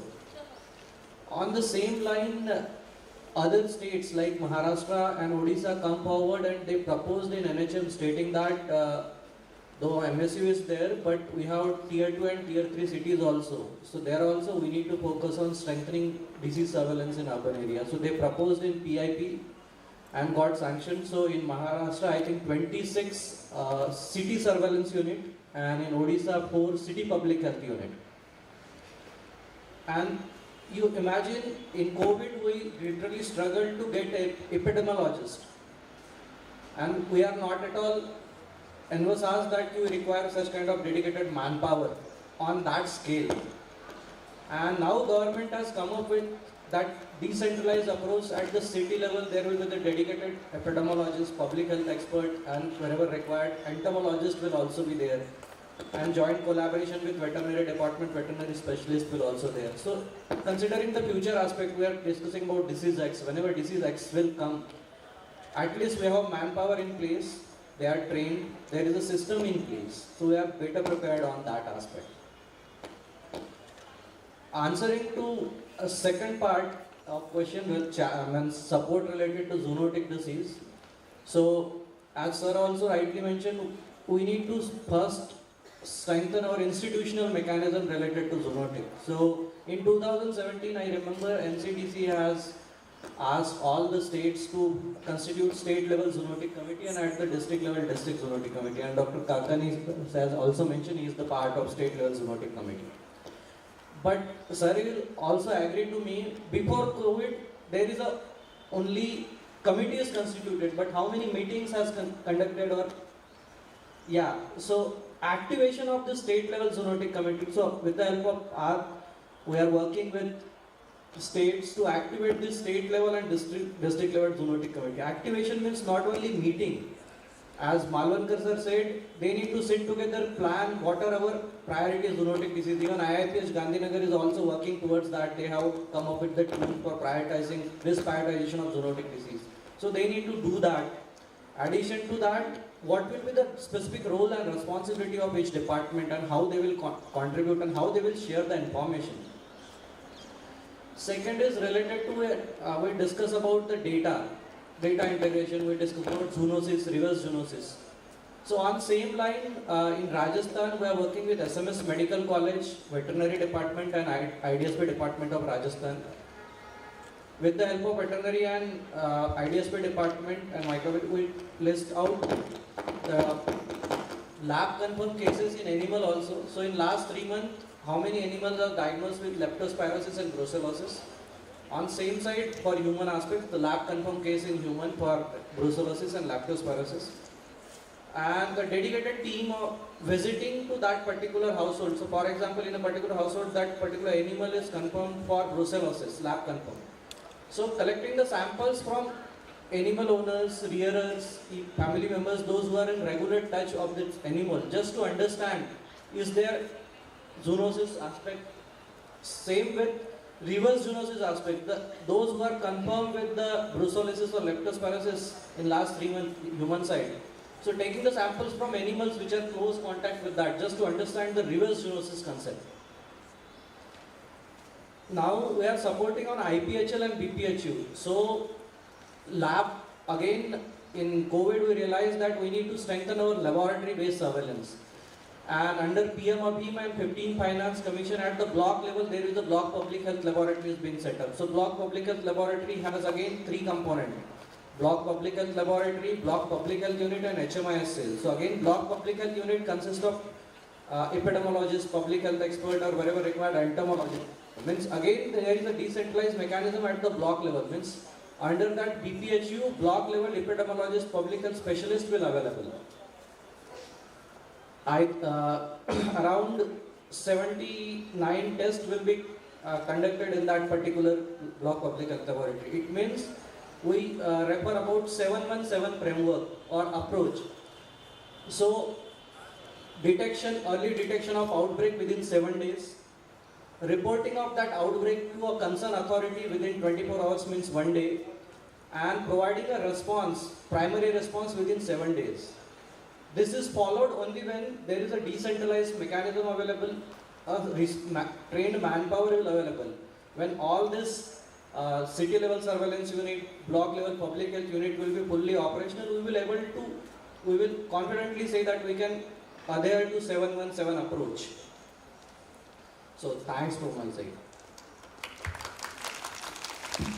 Thank you, Dr. TKS. It's wonderful to know the importance of decentralized approach, because as is correctly said, we don't know what's the disease X. So for that, the contextual factors are really important, and probably this decentralized approach will have more emphasis. So just moving ahead, we have Nagesh ji representing the UNICEF. It will be great to listen from him, because he is the person who has leading the climate resilience in Gujarat, and it will be good if you can enlighten on your reflections how the climate is affecting the health system resilience, and how you see the efforts that's been undertaken in Gujarat. Okay, thank you Dr. Yashwant and IIPHG for this opportunity. I just want all of you to recall Kerala floods. If you all remember Kerala floods, and we have heard it for more than a month's time in 2018. And the estimated loss for health system was like $15 million US. So I mean, climate change is going to impact all of us. So if I look at health system, there are like 3-4 more like important component. One, population itself, and we heard in the first session, and now also we are hearing that disease pattern is changing. More and more people are going to come to the healthcare facility to seek support. So the number is going to increase. This is one. It is also going to impact the health workforce. If it is those are not skilled, those don't really practice resilience, it is going to impact the health workforce. And the third one is about health infrastructure. So that is also going to be impacted. I mean, we recently had this cyclone in Gujarat, and I was doing this joint rapid needs assessment to really inform different sectors' preparedness. I realized one Anganwadi center was totally destroyed. It was used for a bit of public health services, but also services for the children, nutrition services for the children. And you can imagine that Anganwadi center cannot work for a month, and then, you know, that. So all three specific components are going to be impacted. Children's we heard. We also have a lot of vulnerable communities. So what we realized when we were doing this JRNA, that there are a lot of people who don't really access the regular services, like a lot of migrants in Gujarat. They don't access. And all of a sudden, if there is an emergency declared, you can imagine that particular community is going to come to the healthcare facility and seeking the support. So that's how it is. I look at it, and then children's and other impact that we already heard, so I'm not going to get into. To me, the resilience is like, you know, the first and very important thing which Dr. Ghosh also spoke is about anticipating the risk. How comprehensive we are able to really anticipate risk is something that is key to really prepare ourselves. So how we can really build on health system surveillance really, but also look at how many people is going to access, and are we really prepared in terms of our services. So this is the anticipating risk is one important, and we talked about a lot of research around it. The second one is preparing ourselves for responding in the stress and shocks. So are we really ready? And how can we really better prepare? So what we are trying to do within the UNICEF is to really look at each sector work plan and try and integrate the climate resilience as part of their own work plan. So that is what we are internally trying to do.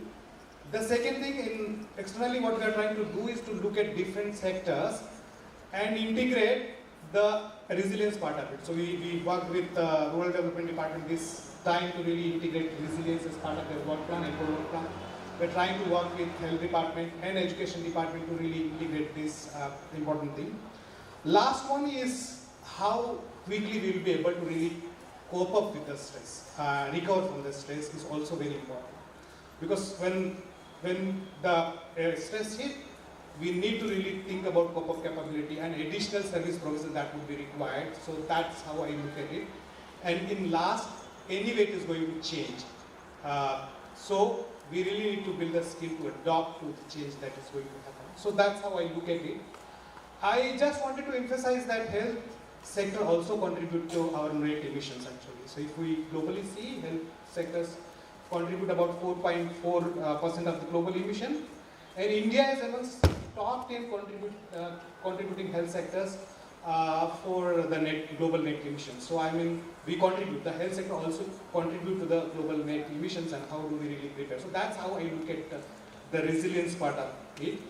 I'm not going to repeat what already been said, but in terms of preparedness strategies, I would really suggest that we understand and anticipate risk well in advance is the key to really respond to it. Second one is really investing in the health system capacity. So understanding what are the capacity gaps and really investing, consistently really seeing that how do we really look at different capacity gaps and strengthen. So while I talk about capacities, it is not only about human resource capacity, but it is all about our own value chain capacities that we really need to look at. Third one is resilient infrastructure, and we have started a bit with IIPHG and Health Department here to really looking at eco-friendly, environment-friendly practices, and also really looking at how do we really sustain critical services at least during the shocks and stress period. Last one, I think A and B, Dr. Ghosh talked about is about engaging with communities, because I talked about adaptation. So community also need to adapt to the changing climate, and they also need to do certain preparedness action at themselves. So how do we really, the health system itself is go and talk to community to really make them aware, and also really tell them about critical skills that they need to adopt. And the last one is very important about collaboration of the sectors. We are trying to bring in a lot of different stakeholders, and there are a lot of private sector players also trying to work around climate change piece. I will just share one.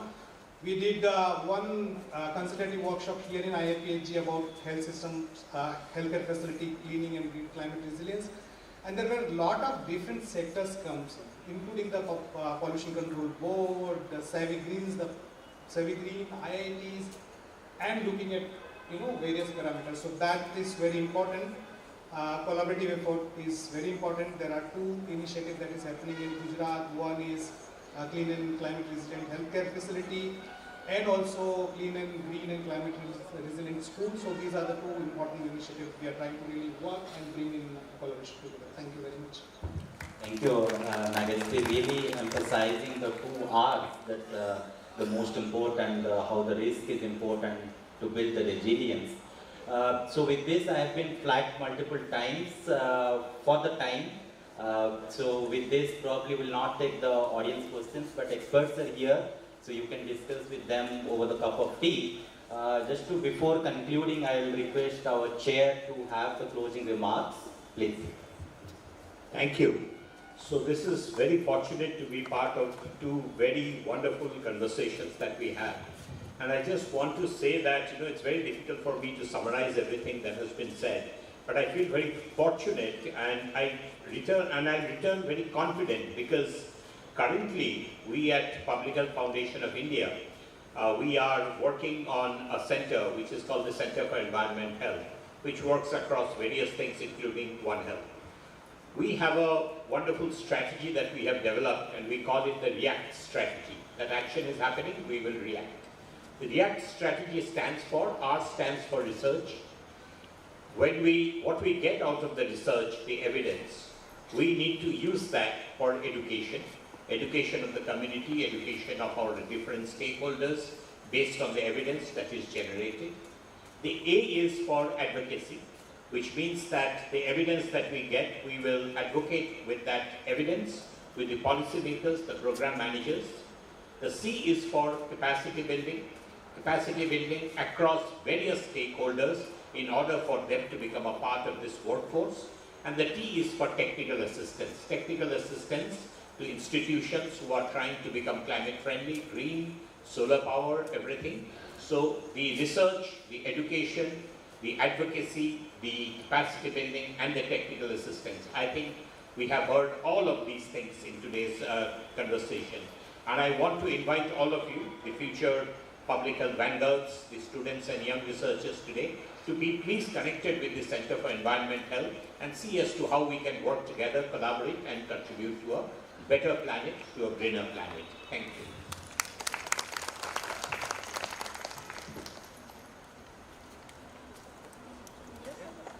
Thank you, sirs, for your valuable insights. Now I would request the chair to felicitate the moderator of this panel, Dr. Yeshopal, sir. Please.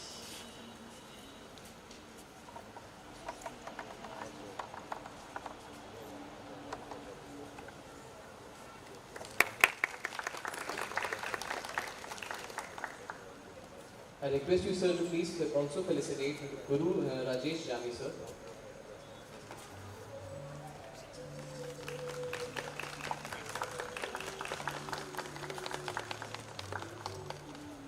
I request you, sir, to please also felicitate Dr. Amit Kanani, sir.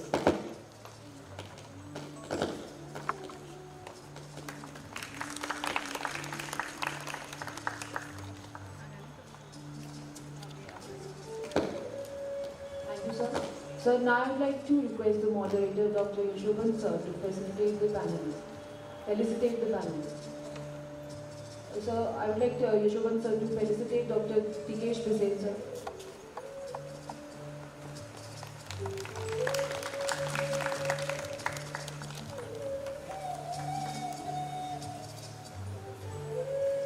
Also, sir, I would like you to felicitate Mr. Nageshwar Patidar, sir.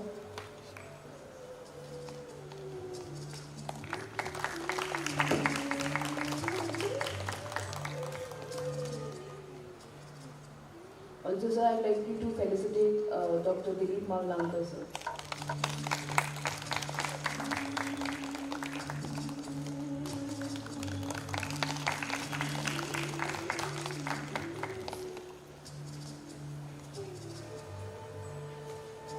I request our faculty staff, Dr. Apurv Kumar Pandya, sir, who is a faculty member at IIPHG, to felicitate the chair of this panel, Dr. Raj Shankar Ghosh, sir.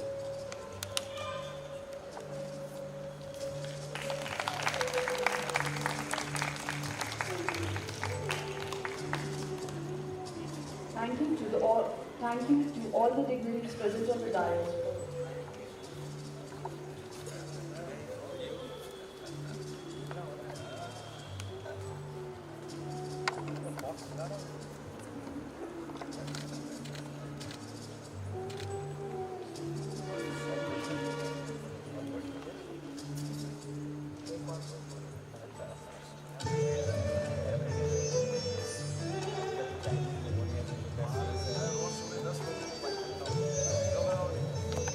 Thank you, sir, for your valuable insights. It was a lovely panel discussion. Now we'll hand over the mic to the next MCs, Shivani Makwana and Rashi Rani, for the next panel.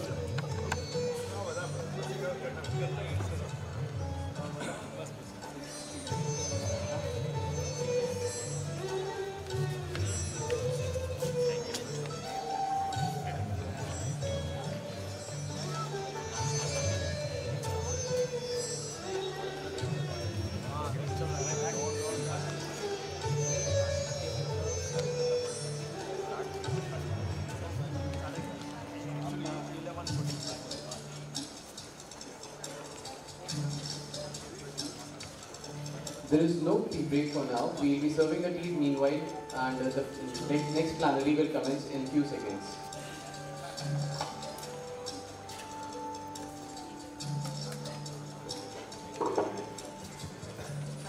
Hello. So, before moving to our next plenary, there is one announcement.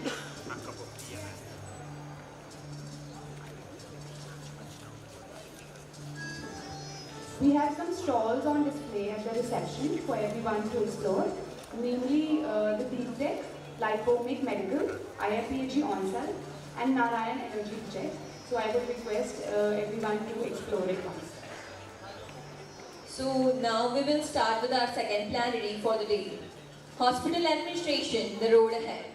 A warm morning to each one of you. I, Shivangi Makwana, I, Rashi Rani, are honored to be your host for today's event. As we navigate through today's event, we are thrilled to take you through the insightful discussions, engaging activities, and shared knowledge that awaits us. So without further ado, let's embark on this journey together. Ladies and gentlemen, let's navigate the integrated corridor of hospital administration, the road ahead, where, as Peter Drucker wisely stated, efficiency is doing the right things, where effectiveness is doing the things right. In the realm of healthcare, these words are resonant profoundly. As we embark on this journey, consider the notion that the best way to predict the future is to create it. This encapsulates the proactive role of hospital administrators in shaping healthcare. Please join me in welcoming our expert for this plenary to share insight in this art and science. To begin with, I would like to welcome the chair for this plenary on the dais, Dr. Prashant Kelkar, sir. Dr. Prashant Kelkar, a distinguished pediatrician, administrator, and quality professional with over 25 years of clinical and 12 years in operational and healthcare quality. Dr. Kelkar's rich academic journey includes MBBS, MD in Pediatrics, and qualifications in Information Technology and Hospital Management, complemented by a Lean Six Sigma Healthcare Green Belt. As the Senior Deputy Chief Medical Officer at the Jawaharlal Nehru Port Trust Hospital, Navi Mumbai, he has excelled in healthcare quality, infection control, and COVID management. Proficient in implementing the International Organization of Standardization, National Accreditation Board for Hospitals and Healthcare Providers, and Confederation of Indian Industry Institute of Quality Standards. Dr. Kelkar brings a wealth of expertise, extending his leadership to various administrative roles, including procurement, inventory control, SAP hospital management software, and public-private partnerships. Join me in extending a warm welcome to Dr. Prashant Kelkar, whose wealth of experience and expertise promise to inspire and enlighten us today. I would like to request Sir to come up and give her his opening remarks.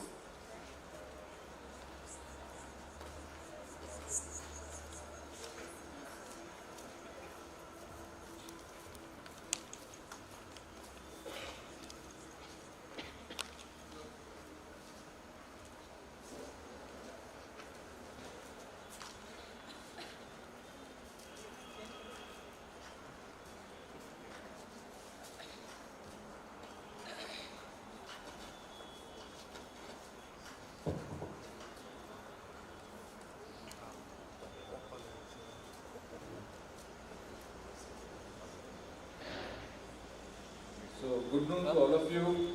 I'm delighted here to be there for this chairing this session on hospital administration, the road ahead.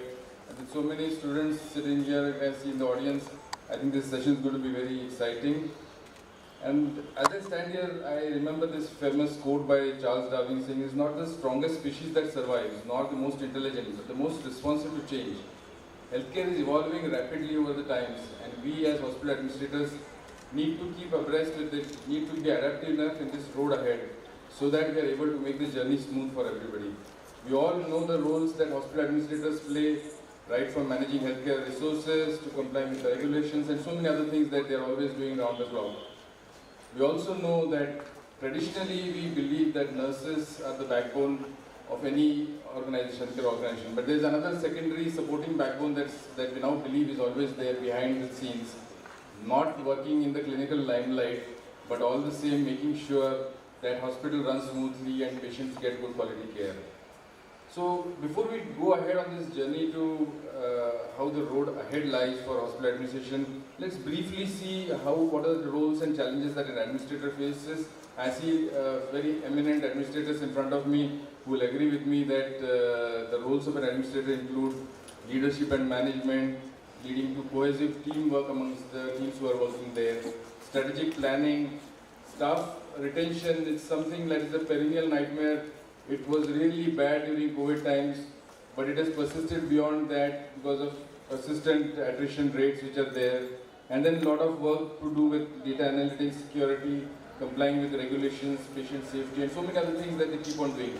But perhaps the most difficult challenge that they face during administration is balancing the costs and how to maintain patient care while managing the resources and the cost constraints.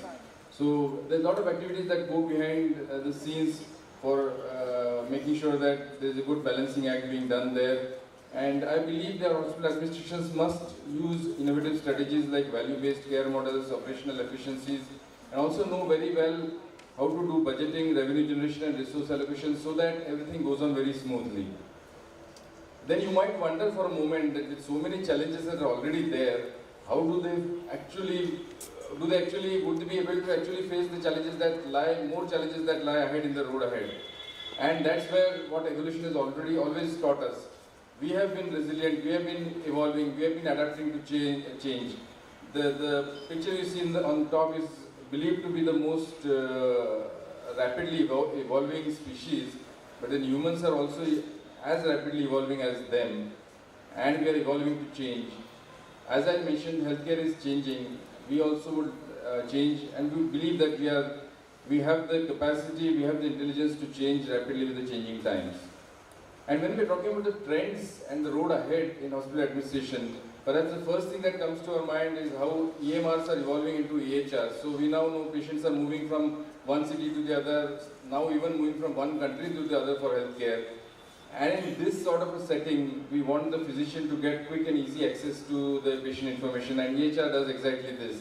So lots of advantages that EHR already does, and I particularly would like to mention here the role that the Ayushman Bharat Digital Mission is playing in creating a network of digital health services that all citizens can access through various healthcare channels. So this program was launched by the Government of India in September 2021.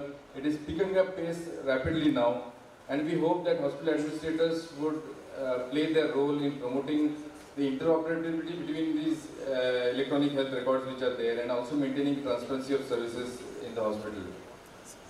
In the days of COVID, we have seen how telehealth solutions played a major role due to the social distancing norms that were applicable in that setting. And even though the COVID restrictions have now been lifted, we still rely a lot on telehealth with a lot of different diversification in telehealth in terms of teleconsultation, telenursing, telepharmacy, even tele-rehabilitation. There are examples of, Track is a Spanish startup software which actually captures information from cameras in patients who are doing exercises and then monitors these exercises, monitors these body movements, and then gives suggestions on improvement. So that's the level to which telehealth has grown. And when we talk about digital transformation or transformation in healthcare in general, we not necessarily talk about advances in technology, advances in developing new devices. It's also about changing the processes, changing about how solutions are delivered to suit the patient. So we have now patients who are taking acute care at home. We are looking at a lot of ambulatory surgical centers which are developing around the clock. And to this extent, I would say that hospital administrations have a great role to play in leveraging healthcare, telehealth, in using telehealth in this paradigm shift. So we are shifting the entire focus now from the four walls of a hospital to going out into a place where we have healthcare being provided at home or a sort of a location-free access to healthcare. We also need to talk about hospital robotics because this is one industry which is estimated to touch about $12.7 billion the hospital robotics market, and where we are seeing hospital robots doing lots of different works, right from performing surgeries to delivering healthcare in terms of delivering items from one place to the other, even managing patient rooms, even making the patient beds. That's what robots are doing now. There are lots of companion robots that we are seeing now being developed, who are accompanying the patients, who are being there with the patients, providing the emotional support and helping the nurses with various activities which are there. There are exoskeletons which help in neuro rehabilitation. So hospital administrators now need to get adapted to the hospital robotics, make sure that cost benefit analysis is done, because you know that hospital robots cost a lot. A hospital robot, good quality hospital robot would cost anywhere between half a crore or even more. So to do a proper cost benefit analysis and to make the patient understand the need for having a robot, and also to develop confidence for the patient to build the confidence about this robot.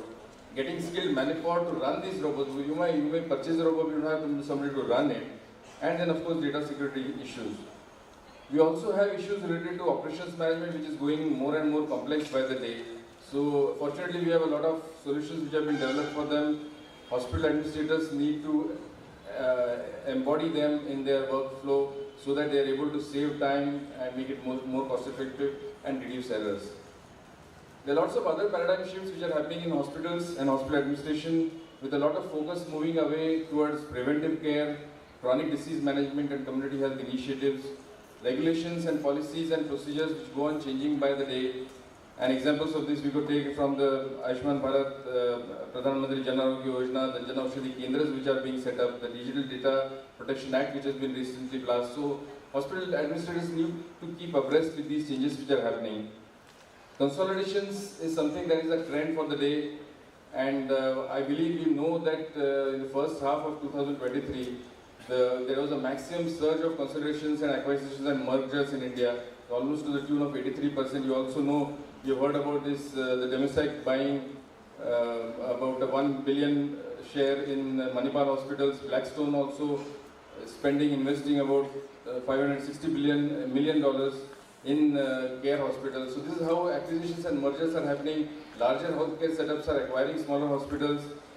This is the trend of the day, and hospital administrators also need to keep abreast with this, do due diligence, do a proper risk assessment, clear communication to the staff who are there, so that they are able to understand what is the need for the acquisitions, and also prepare for attritions, which are an inevitable part of acquisitions and mergers. We're also talking a lot about patient-centered, value-based care now, which is a lot of emphasis now. Hospital administrators now need to look beyond patient satisfaction, go into patient experience, and how to develop patient experience, how to get that wow factor amongst the patients. And employ strategies like value-based care, which rewards quality outcomes rather than volumes, looks at quality metrics, and revenue operations, which is also another very useful framework which integrates sales, marketing and service standards to better patient outcomes. So if we were to look back into the recent times of medicine, we would like to look at certain important landmarks. In 1796 we had the first smallpox vaccine which came. I'm just putting down some of the important landmarks, there are lots of others. 1928 the penicillin discovered by Sir Alexander Fleming and led to the antibiotic revolution. The first organ transplant successfully done in 1950.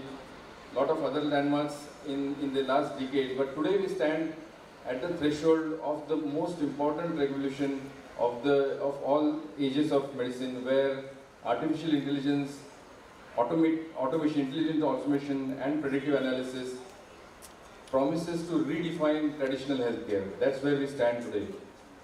So if we talk about automation in brief, which is a transforming force, and we know that almost 1/3 of tasks can be automated by using automated machines, and they can even save up to 15% of nurses' time, and taking care of all these small, repetitive and mundane tasks that nurses do, so that their time is saved for other work which is there.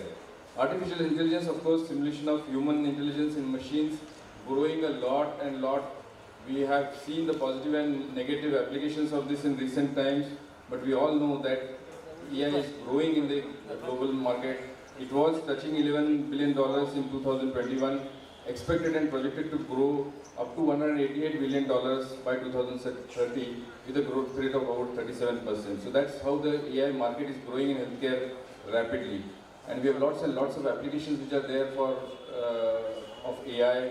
We have computer vision, which, for example, in radiology, in imaging, it captures images, it detects various diseases well in advance, just before the radiologist could even pick it up, enabling advanced diagnostics. There is precision medicine, which allows for tailoring medicines based on the unique genetic makeup of the patients. We have AI-powered virtual assistants, we have hospital asset management. Almost everything can now be done with the help of AI, more and more. We have natural language processing. There was a time when doctors' notes could not be decoded into meaningful information. Now natural language processing helps you with that, by which it picks up the negative and positive information, analyzes that, and gives you a good picture. We also have predictive AI, which is now shifting healthcare from a reactive model to a proactive model. And machine learning algorithms and deep learning networks now help in analysis of big data. Big data is also coming up in healthcare now. Once upon a time, it was not thought about in healthcare. Now we have lots of data coming up in terms of big data units. This is being analyzed, and that is helping providers to make predictions, to intervene diseases earlier, so that it provides prevention from severe complications and unnecessary hospital admissions. So if we were to actually keep in pace with the evolving healthcare, this is the need of the hour, to integrate technology with revenue, operations, patient care, resources, so that we are able to work towards patient-centric, efficient, profitable healthcare operations, and able to give our patients better outcomes and also achieve operational efficiency. We have very eminent hospital administrators with us today for telling you, for guiding you on the road ahead. I'm sure you will benefit a lot from listening to them, and I now hand it over to them to take this journey forward. Thank you very much.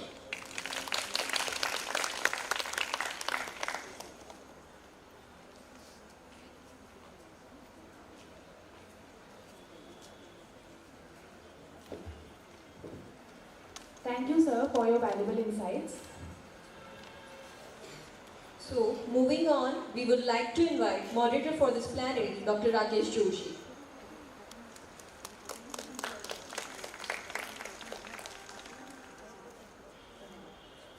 Dr. Joshi is currently a medical superintendent at Civil Hospital Ahmedabad and professor head of pediatric surgery at BG Medical College. With administrative prowess, he managed 1200-bed COVID hospital and has earned national recognition for his leadership in organ donation. Academically distinguished, Dr. Joshi focuses on critical area in pediatric surgery and has global impact, serving as operative faculty in Kazakhstan and serving over 100 success stories. His humanitarian efforts during COVID-19 pandemic, extensive publication record, and multiple awards make him an inspiring figure in healthcare. Please join me in extending a warm appreciation to Dr. Joshi for his exceptional contribution to medicine and healthcare administration. I would like to take the honor to invite our first speaker for today, Dr. Neeraj Lal, sir. Dr. Neeraj Lal, the Chief Operating Officer at Apollo Hospitals in Gujarat. His exceptional leadership has driven business growth and defined organizational values, making him a dynamic force in healthcare. Recognized for his excellence, Dr. Neeraj has received prestigious awards, including the Outstanding Contribution in Healthcare Sector and the Healthcare Leadership Award. Currently serving as the President of Association of the Healthcare Providers in India, Dr. Neeraj's influence extends across the healthcare landscape. Today, Dr. Neeraj Lal will enlighten us on the topic, Innovations in Healthcare Delivery, Navigating the Future of Patient-Centric Services. Join me in extending a warm welcome to Dr. Neeraj Lal, sir, a distinguished figure in healthcare leadership. Following that, our next speaker, Dr. Garima Savalya. It's my pleasure to introduce a distinguished figure in healthcare administration, Dr. Garima Savalya, the Chief Medical Administrator at Caddy Hospital, Ahmedabad. With over a decade of expertise in hospital administration, quality assurance, infection control, and clinical excellence, Dr. Savalya has been instrumental in guiding Caddy Hospital since 2019. Her impressive qualification includes MBBS, MD in microbiology, and additional credentials from renowned institute reflect her dedication to continuous learning. Dr. Savalya's leadership during COVID pandemic showcased resilience and strategic acumen. Today we have privilege to hear from Dr. Savalya on the topic which is vital for the future of healthcare, clinical excellence, a road ahead for coming generation. Please join me in extending a warm welcome to Dr. Garima Savaria as she shares her expertise and paving the way for excellence in healthcare for the generation to come. Next on the dais is Dr. Jagdish Kumar Soni sir, a distinguished medical professional. Graduating from the Pramukh Swami Medical College in 1995, he holds a master's in surgery and has persuaded advanced qualifications in healthcare management and laparoscopic surgery. With a rich career, Dr. Soni has served as an assistant professor of surgery at PDU Medical College, Rajkot, and has been a dedicated consultant and laparoscopic surgeon at GLH since 2002. His leadership extends as Deputy Superintendent and current Hospital Superintendent at GLH Desa since 2007. Let's welcome Dr. Jagdish Kumar Soni sir, a seasoned medical expert and leader. Now, I would like to call Dr. Rakesh Shah. It's an honor to introduce Dr. Rakesh Shah, a distinguished healthcare leader currently serving as a cluster head at Shelby Hospital, Ahmedabad. With over 17 years of experience in dynamic healthcare profiles, he brings a wealth of expertise in operational strategy. Dr. Shah seamlessly navigates dynamic profiles including strategy planning, P&L management, medical and non-medical operations, patient care services, and quality management. Dr. Shah, a graduate of Sancheti Healthcare Academy and alumna of IIM Ahmedabad, has worked in hospitals such like Wockhardt Hospital, Apollo Jahangir Hospital, Sahadri Group of Hospital. Beyond his professional pursuit, Dr. Shah is a passionate mentor, actively engaging with students in healthcare field. His commitment to excellence has earned him accolades, including an award from City Mayor for coordinating Western India's first heart transplant. Today, we are privileged to have Dr. Rakesh Shah with us as a visionary leader. A warm welcome to Dr. Rakesh Shah.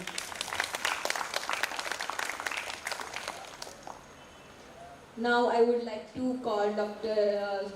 Rakesh Joshi sir to gather this planning.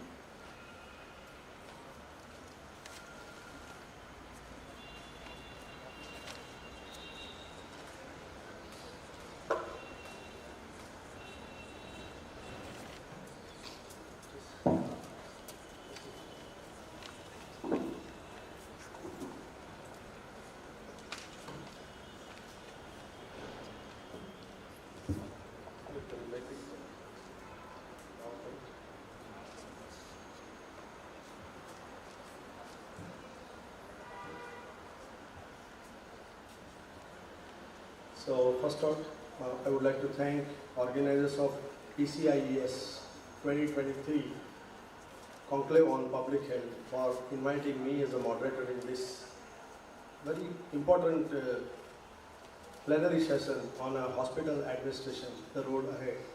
As we all know, whether it is a government institute or it is a corporate culture, we have to balance the patient flow, patient's expectation, and at the same time, we have to give them the satisfaction. Whatever is the volume you are getting, but at the end, the patient who is coming or who is visiting the hospital, he always expects the best outcome, and it should be affordable with an affordable cost. So I think we all are having a tremendous sort of hurdles, we can say, that is challenging to manage the hospital, and I think this would be one of the best sessions for youngsters and everybody to understand how the hospital which I head is one of the Asia's biggest hospital, that is Civil Hospital Ahmedabad, and our eminent speaker, they are going to tell about the different modes of managing the hospital. It is always a challenge, I can say.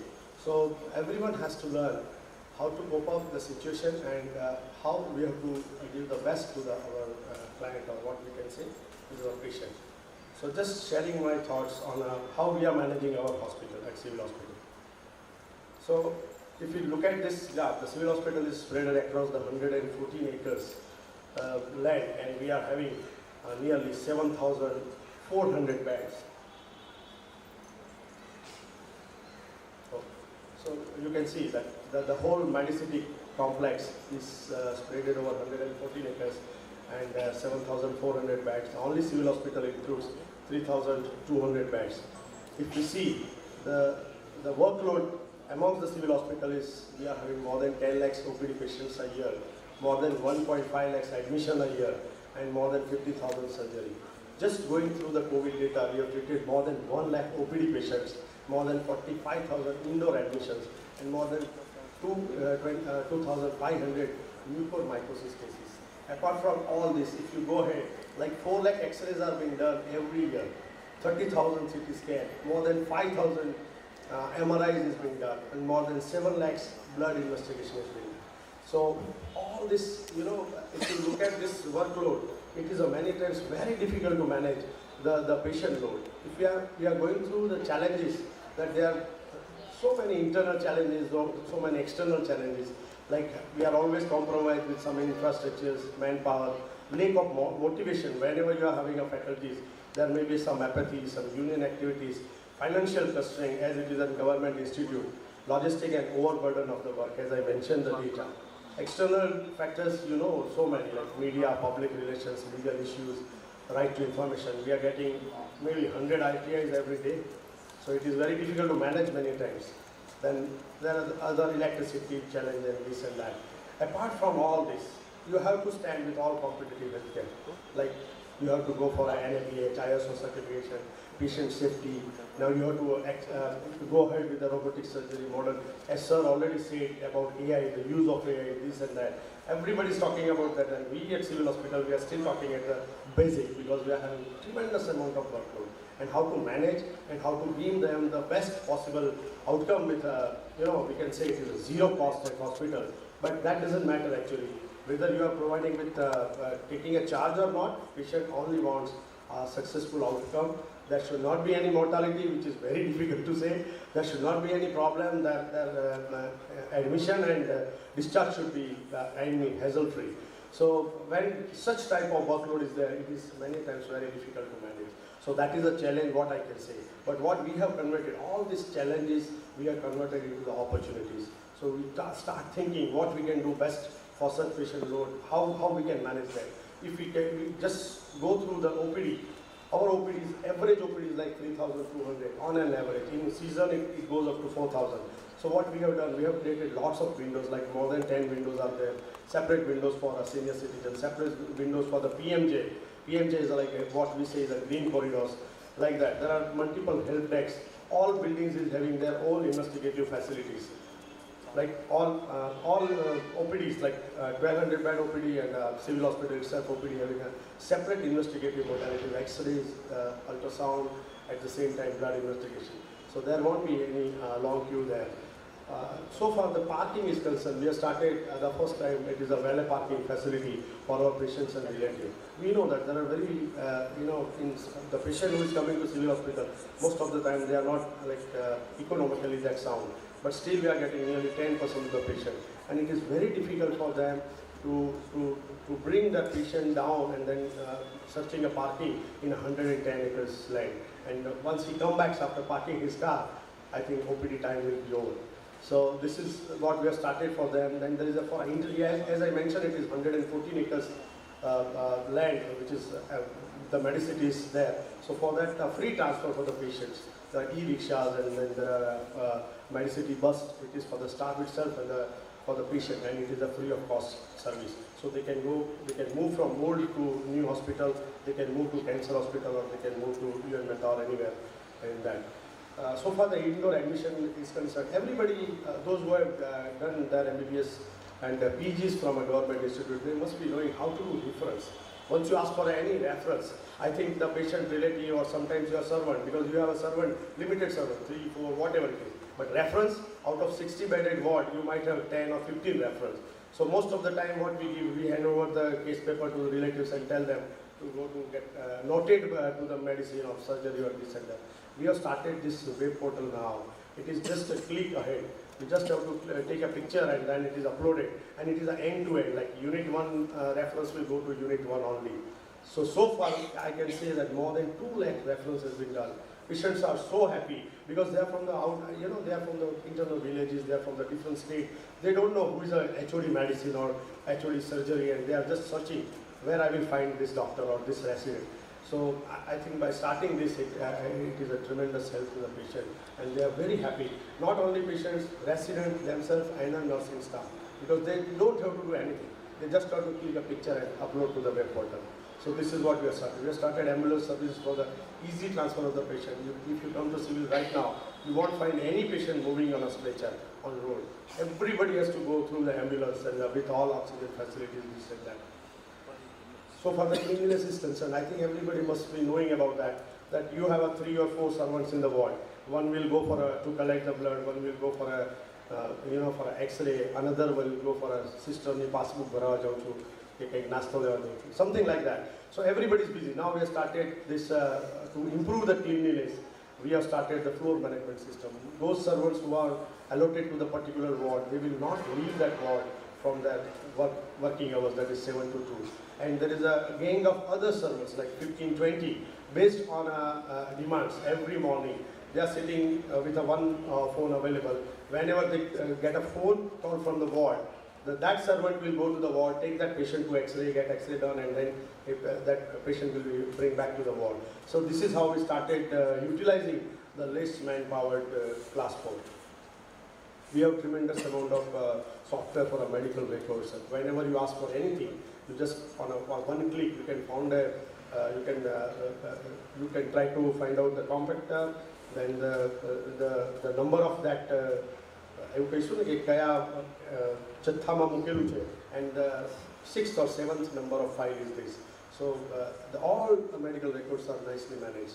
The same way, every day I am getting the data, daily bulletin, that you can see how many patients are coming from Maharashtra, Rajasthan, Madhya Pradesh, how many patients are from delivery, how many patients came for a trauma or OPDs, and what was the admission and discharge rate, DAMA rate, death rate, everything. All the details in a one click we get it. So for the indoor, again, that you must have seen the echo line for to get echo done, like it is 20, 30 patients are in line, many are on oxygen. So we have started a WhatsApp-based group for echo, ECG, and PFT. So no one has to wait anymore. For all ICU waiting, there is a central monitoring system where they will just give that we need one ICU based on priority, based on issue, the patient will be allotted the ICU bed. The same way in a civil we have a huge big Vinvasi ward.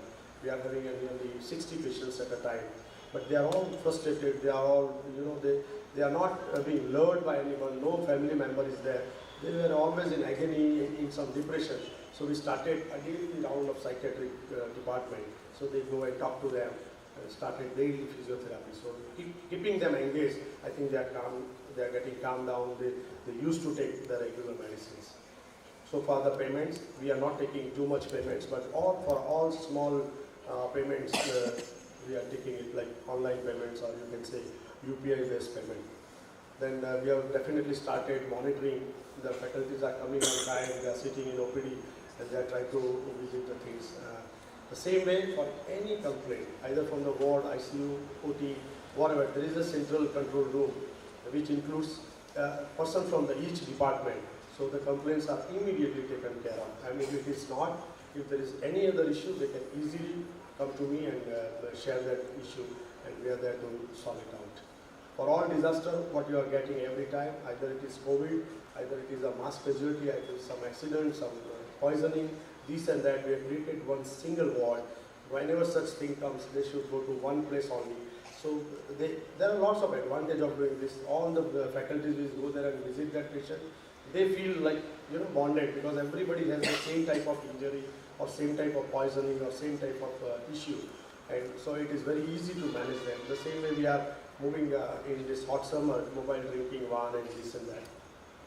So far human resources are concerned, doctor, nurse, paramedics and class 4, it is my responsibility to improve the best quality consulting room. So all rooms are created like having a AC there in the room at least, because they are working in 46 degrees during summer with like 400 patients in OPD. It is many times very difficult, and then I cannot say that you have to finish your work. So first my doctor should feel comfortable, and then only I can ask for more work. So that way it is done for everybody, all class of that. Whatever the problems are there, we are always there to solve it first, and then we ask for the commitment. So behavioral and communication trainings are done regularly, induction trainings, regular refresher training and on-site training. So all these things are going on since COVID was there. So for that we always represent our higher authorities. We ask for more manpowers, we ask for something we can ask super specialists from CMC too, and that way we try to maintain the manpower. So, and many times infrastructure, equipment center, you can always have some CSR activities, you can communicate with the different countries, this MLAs or MPs, and they can give their funds, and by that time we have improved our infrastructure. Now we are having a 45 modular OPs, ICU beds are 85, that recently we have increased up to more than 110. So all equipments we are having. The NICU may be the largest, 120 bedded NICU, the same way 110 bedded ICU, and all NICU PICU. So lots of donation we are trying to get it from different people. Whatever drugs we are requiring, you can easily understand that when there is 1.5 lakhs admission a year and more than 10 lakhs OPD, you need lots of drugs. So we are always in contact with GMSCL. We try to get the SMS, and we have tried to create a system that we come to know by at least a month before that now you are having such volume of medicine available. So that way we started. But whenever there is an initiation of any new project, whether it is technically or it is something different, the first thing you will get is registers from your faculties, your registers from your workers. Maybe no person will penalty now, but then you keep doing it regularly. And I think I can say about that is for organ donation. So civil hospital, I mean, when I became a superintendent, we started with a very small team, and slowly we started this activity, and now you know the result. It is like so far 130 organ donation happens in the last only 2.5 years, which gave 443 organs to the different needy people, which includes 39 hearts, 244 kidneys, 24 lungs, 109 livers, 2 small bowel, 104 corneas, 6 hands, and 9 pancreas, and it must have saved life of 426 people. But why this happened? Because in each and every prayer, when relative gives consent, and once we shift patient to operation theatre for retrieval, most of the time, in 95% of the time, it is in between 10 p.m. to 6 a.m. in the morning, because that depends on the flight, flow, and descent. I can say in 95% of the prayer, I myself is there in the civil hospital, whether it is 2 o'clock, or whether it is 4 o'clock, or it is 5 o'clock. Apart from that, every day I operate at 9 o'clock. So, I mean, this is what we can change the mindset of everybody, that if you lead on a front page, you lead by example, I think the people will slowly follow you. So that is just to motivate the staff, those who are working for donations, just to give a tribute to that deceased person who is giving his organs, and thank you to the family. So this is how we have developed this program, and it has reached to this height. And this year we received almost all the awards, national and state and regional, so far the organ donation is concerned. And that is, I think, that is one of the biggest achievement we can say in the last couple of years. So, apart from these, there are lots of, as I mentioned, lots of legal challenges nowadays. Licensing, MLC cases. You must be now can guess it how many MLCs and all these cases we are getting. Medical negligence, insurance, this and that. But for that we are putting together all the expertise, legal team, and trying to solve it out at the earliest. And to prevent that, actually that is more important. Just a behavior issue, just a documentation issue, we are getting lots of, such type of RTIs and such type of negligence cases. So we are just motivating each and everybody that just document whatever you are doing, document on paper, because nothing will go when it is in a case in the court of law. So I think that is where we are trying to improve that thing. So every challenge is a mindset that required to overcome it. So welcome the challenges, look for the opportunities in every situation to learn and grow in the wisdom. Thank you very much.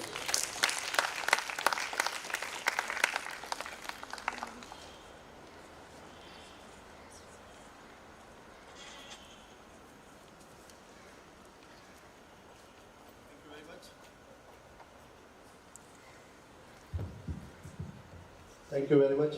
Thank you, sir, for your very insightful presentation. Now, I would like to hand over this plenary to the sir.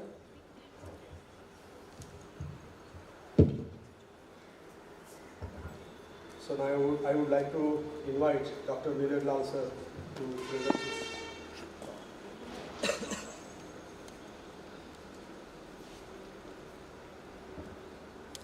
a question and answer session at the end of this. All speakers, they finish their talk and then we will have that session.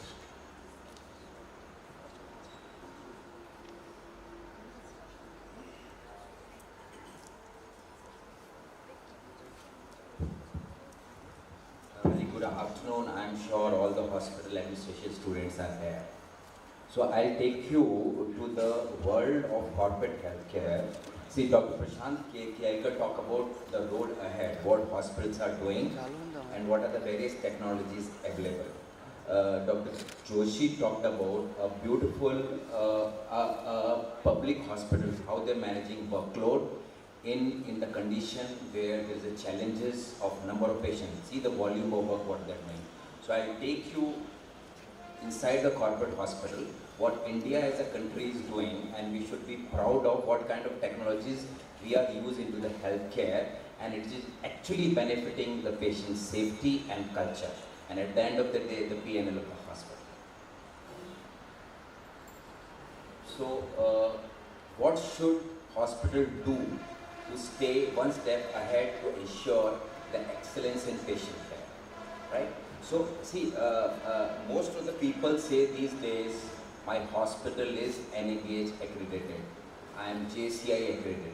So, these are not funny things. These are the things which hospital have spent some time based on certain standards and objectives to follow that step. But it has been seen over a period of time, people are so fixated for the quality, so they are more bothered about like standard operating procedure. So in order to elevate the bar of quality or excellence, so you have to develop an organizational culture which varies from hospital to hospital. Like there is something known as McDonaldization of healthcare, right? So you visit a McDonald of Gandhinagar, you visit the McDonald of New York. So you see the ambience, you see the furniture, you see the working formulas remain same, right? So I think healthcare requires that kind of a thing. Including in our country, if you see most of the hospitals, say for example, you visit, they are different. Though they are a chain, but you visit different hospitals, it is different. And I think these are the things, which we have to take care. So I think involving the end users, I think we have to involve the end user. So I want to take you to one video, which is hardly a 1 minute video, and then I'll start. So what I mean to say here, doing perfect thing as per standards and SOP, okay? I think you got audio here.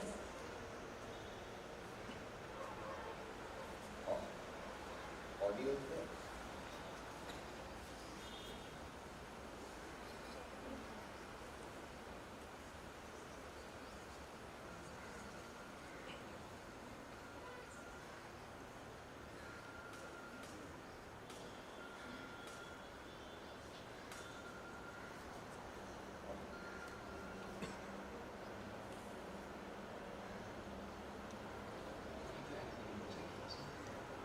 Yes, that necklace there, how much is it?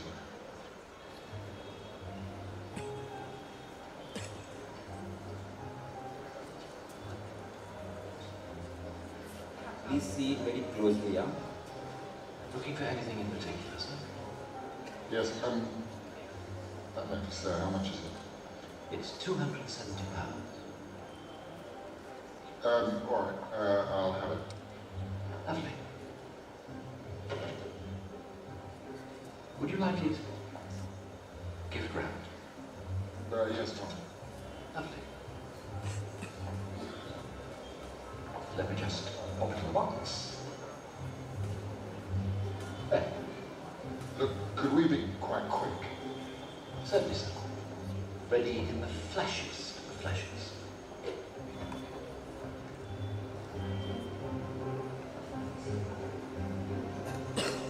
There. It's great.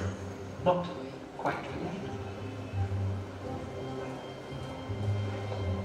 Look, actually, I don't need a bag, I just put it in my pocket.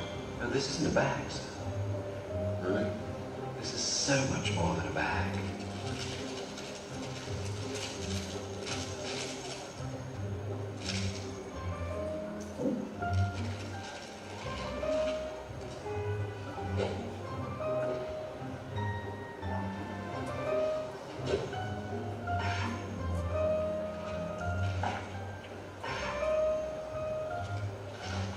Could we be quite quick, Luigi? Prontissimo.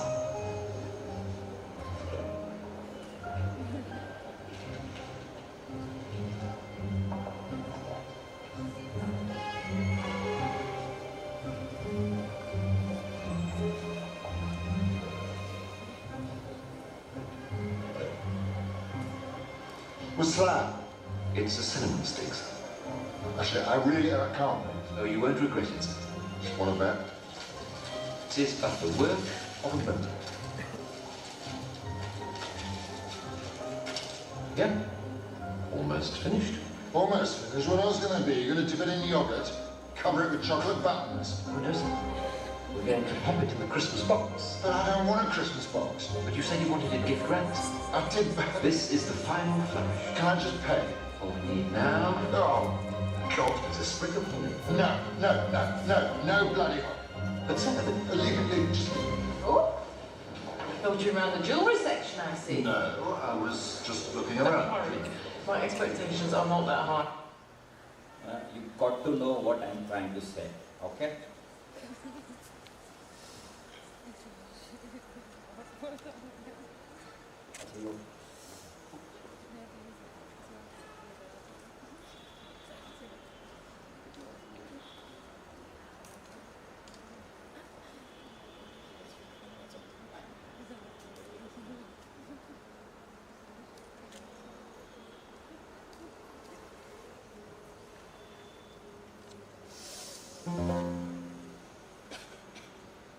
Okay, so customer service is meeting the need and desire of any customer.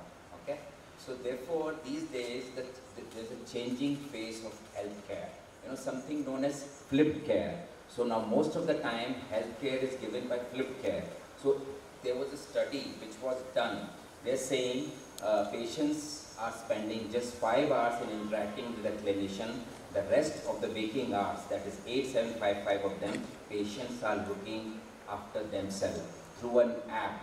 So you have to engage with the patient. So most of the hospitals are making app in the term of your blood reports, in the term of your appointments, all those things are there. So patients are consumers. Ignoring this fact is futile. So you have to treat patients like consumers, because they can just shift from Vistara to Indigo and from Indigo to SpiceJet, whatever. Because the options are available. We live in the country where we got 70,000 documented hospitals, right? Therefore, we have to be very, very good in managing our patient, what kind of care we are giving. Say, for example, we monitor the hospital as per touch points. Whenever they come to the hospital, what are the touch points into the hospital? So this you must have studied in the books, pillars of customer experience. They talk about personalization, integrity, expectation, resolution, time and effort, and empathy. So we talk about service excellence, we talk about operational excellence. So like operation excellence means what? I'll give you some example. Say for example, we monitor, like we are 75 hospitals in this country. So if we want to monitor the operational excellence of Delhi hospitals or Mumbai hospital or Ahmedabad hospital, so what we have done, we have created a scorecard. So like Group A hospital, so we see the rank of Apollo Hospital Ahmedabad in the month of August was 6, and in the current month it is 5. And we rate 58% among all the parameters. So there are various checklists, there are various protocols, how we measure and how we treat the patients. So this is the operation service excellence scorecard in the term of special projects, in the term of waiting time, in the term of digital module adoption. Like what we do in our OPD whenever a patient is coming. So doctors are not spending time in writing the prescription. So what they do, they start talking to the patient, and automatically through a software which is Ogneto, a prescription is made based on the templates across different specialties. So doctors spending time in talking to the patient, and automatically if you want to show what is happening in his body, he can always draw that flow diagram and show what his actual problem is that. And once the patient leaves, the prescription he get on a cell phone, either on a WhatsApp or an email. he goes out, his pharmacy bags is ready, and for pathology and radiology, he can go there and he can get the pathology and radiology. So this is known as clinical order prescription tracking. So what we used to do. Most of the things happen while the patient comes to the hospital. So admission is not very smooth, whether it is a corporate hospital, it is a trust hospital or any other hospital. Admission is always a pain because you are supposed to sign so many consent forms, you have to write so many application forms. So what we have done, we have started 100% admission in the rooms. So what they do, for the planned admission, a room is allocated and SMS goes to the patients. I am talking about planned admission. So suppose patient is coming next day for the surgery in the morning, a room is given like 12020 room. Immediately he comes and he is parked inside the room. Therefore, all the stress of coming to the hospital, facing so many people, because they are not normal people, they are patients. They are coming there for a surgery or a procedure. And then a front office executive or a billing executive, by taking an iPad, goes to his or her room and do the admission. So we have seen, if we minimize the rush at the admission, because admission is happening a certain time, and if you minimize those, so you are elevating the pain from the patients. So what we have done to improve these parameters, we started one thing known as, since we are in Gujarat, we started Came-Cho campaign. So what we do, it has been seen, 40% of the patients don't avail your diagnostics. I'm talking about corporate hospital. After passing through consultation, they don't take your pharmacy, they don't go to pathology, they don't go to radiology. Why? There is a reason. There must be queue. Number one, the costs are more. Number two, and appointments are there of IPD and OPD patients. So what we have done, we have started a Came-Cho campaign. Whenever a patient is seen by a doctor, so a software track them. These many consultations done, how many converted into radiology, pathology, or a pharmacy. So therefore, and some of the people, we call them also, they go home. So our home healthcare ambulance goes there, take the blood sample and give the, they take the sample and give the reports. So in order to improve our parameters, like OP to IP conversion, how to capture the bad booking, how to counsel the patient, how to do follow-up, and how to monitor the conversions. So this is our project RISE, which we do. So we got some traction, 2.6% to 3, 17 to 27, and if you see in the term of business, 1 crore is 4.7 crore in a month. So digital health record, Dr. Kelkar has talked about these things. So I'll give you some example of template. This is a doctor dashboard with voice recognition, artificial intelligence. Like if a patient, you are doing a consultation, automatically the prescription will come and the pharmacy which you have prescribed him earlier. So it comes out, it pops out what is available in your pharmacy. It will come out. Readily available templates are there. You can show on the diagram what he's doing. As well, it is integrated with your labs and packs. And one more pain area in the hospital, patient transport. So if a patient is posted for the surgery, you need to transfer him from the ward to the OT, from the OT back to the ward. You have to take the patient with the CT scan on MRI, and it is very, very difficult. The challenge is on the floor. With the nurse is there, she has to call a PCA or a housekeeper. He or she will take time, and by the time he comes, drop there, again when the CT scan is all over or a procedure is all over, there is nobody. So what we have done, like your cabs management, we have created a porter transport management app. So every staff nurse and a front office executive have this app. They see this app 2 minutes. So they see this app, whichever the closest PCA is there, he comes, drop the patient there and take it back. So we have seen, we are just working with 10 porters. Earlier there was 42 housekeeper who was managing the show. So there's a corporate desk, that dedicated corporate desk, and I think this video will work. I'll try. This is a small thing. No, it is not working. Fine. So last thing, we have started a touchless, seamless and video command smart rooms. Patient is getting bored into the room, and these of nuclear family, his son, his daughter, his wife, or a spouse is not available in the room while he's taking a treatment. First few days, you find all the relatives there. So what we have done, we have created a voice command smart room where he or she is supposed to say, I want to hear R.D. song. Automatically song will start. Put off the light, automatically light will put off. You know, all those things are there and patient feel engaged. And these rooms are houseful. So like for prioritize user experience, like there is a video, I don't know, it is not going, you can see this thing. These are the patients, pediatric patients. So they are waiting for the doctor consultation. And it is very difficult for mother or a father to take the children to a pediatric OPD and wait. So in one of the hospitals in Bangalore, what we have done, we have created this magic motion which is embossed on the top, on the roof of the hospital, and these kind of, they play games while they wait for the consultation. And third device is for improving operation. There's a nurse call management system. So every time for your small needs, you call a nurse. So poor nurse has to come to you for every other thing except the nursing care, for your linen, for your housekeeping. So therefore these 4 buttons, if you require a housekeeper, you press that button and there is a tag for this. So if that housekeeper is not coming, immediately SMS goes to his manager or head of the operation. So we can monitor the housekeeping, we can monitor the F&B, we can monitor the nursing services through that. And it has been seen 33% of the nursing time is spared with this. And then a few more, but I think paucity of time is there, how we are making a progress in that. There is EDCA movement, like there is a boy who got injured during Janmashtami. We have created a Janmashtami for him. So in hospital, there is no off time for a good behavior.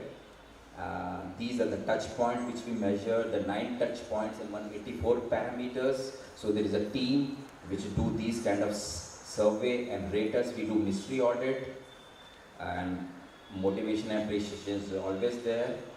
Through quality, we do Apollo Clinical Excellence Indicator, where our benchmark is maybe Cleveland Clinic or Mayo Clinics. And these are the few things, thinking out of the box, making your operation smooth as well as EBITDA friendly. Thank you very much.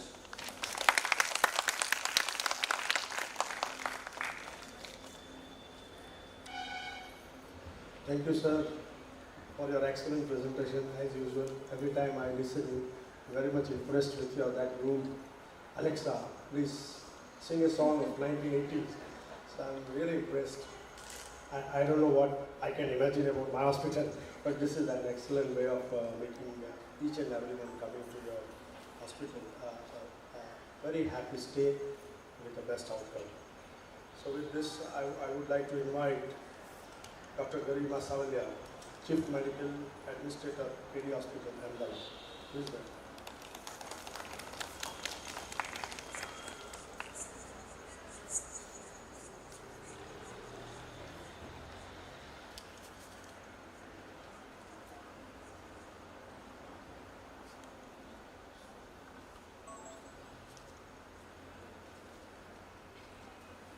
Thank you, Rakesh sir. First of all, I take the pride of being a student of BJ Medical College, and I have seen the struggle of the doctors, the residents, and what sir has changed over 10 years in this college. So I give a big clause of hand to Rakesh sir. We are the products of BJMC.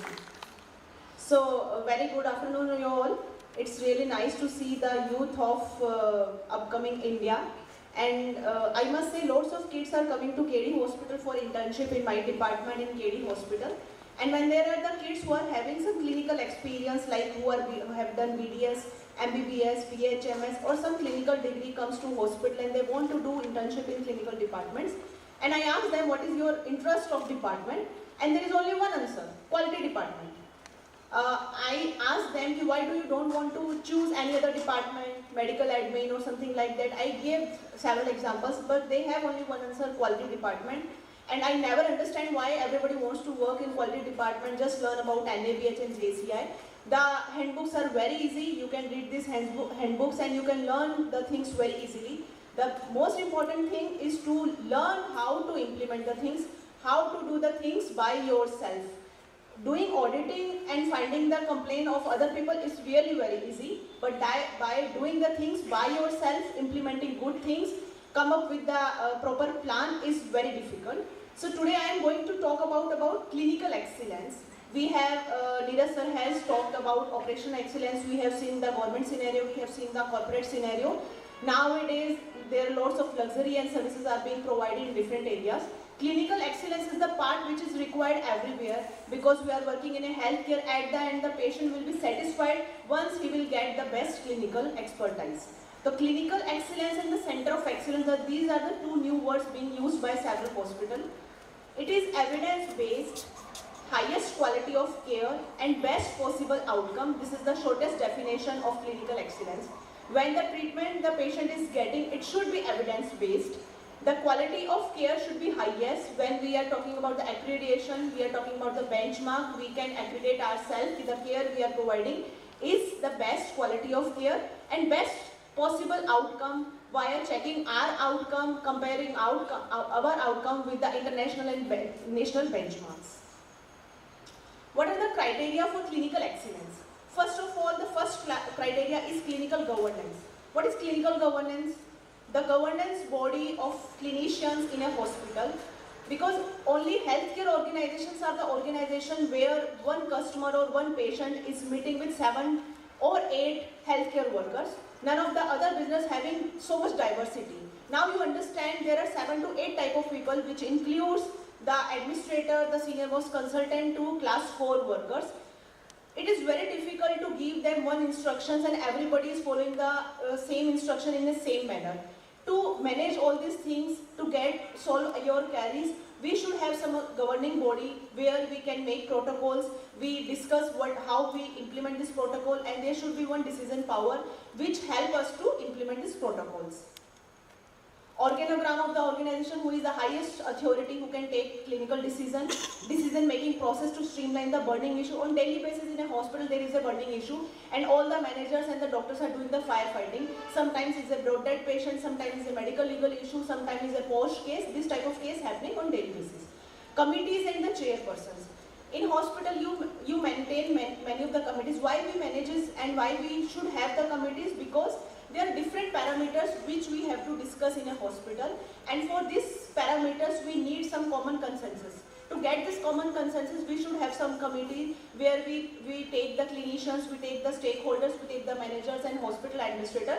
So at the end, the people who are doing the groundwork have that common decision, and one leadership is telling them to do the work in same protocol.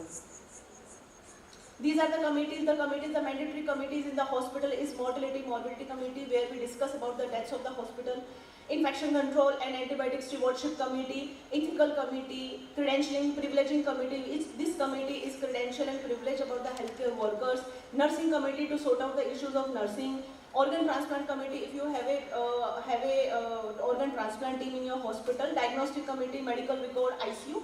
You have to create the committee as per the requirement of your hospital and what are the burning issues you are facing on daily basis.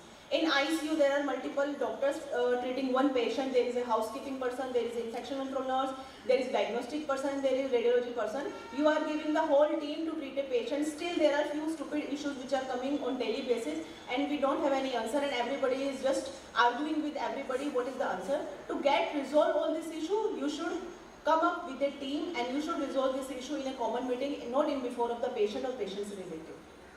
Other are the things which is legal compliances, which every student who is doing MHA, who is doing management studies should be aware about the legal compliances. Whatever good treatment you are giving to the patient, if you are not abide with the law of the land, you can come up with any problem. The basic legal compliances like Clinical Establishment Act, PCP&AT, MTP, ART, GPCB and many more, there are legal compliances. You should be aware about this legal compliance, how to get this, how to renew this and how to comply the law. Then clinical effectiveness, this is the new things which has come up in clinical excellence. Now the doctor is treating the patient, you are aware about the patient, like the surgery has been done, the patient was in ICU, that the patient was shifted to the ward, that the patient has taken the discharge. How do a administrator or a admin person get the knowledge what was the expected outcome and the patient can receive the best outcome? For that, the clinical pathways and care pathways has been developed. What are the clinical pathways? Clinical pathways are the step-down approach of each and every day which is planned by the clinician.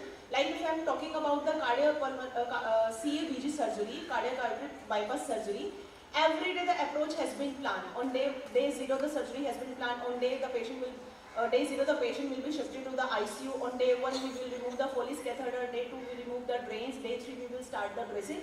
This is how for the all planned cases we can create a clinical pathways.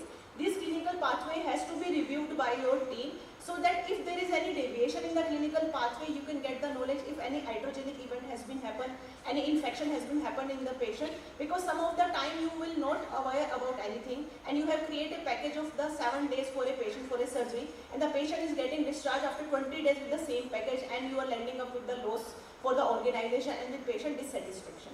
To review all these things, you should have clinical pathways. Then multidisciplinary integrated team approach. Sometimes it happens, there is one patient in a hospital which is critically, nephrologist is seeing the patient, cardiologist seeing the patient, intensivist is seeing the patient, endocrinologist seeing the patient, rheumatologist seeing the patient. One doctor is telling that there is a fuel overload, we need to do the dialysis. Cardiologist telling that if we do the dialysis, the patient will go to hypotension. Then the patient is confused, what should I do?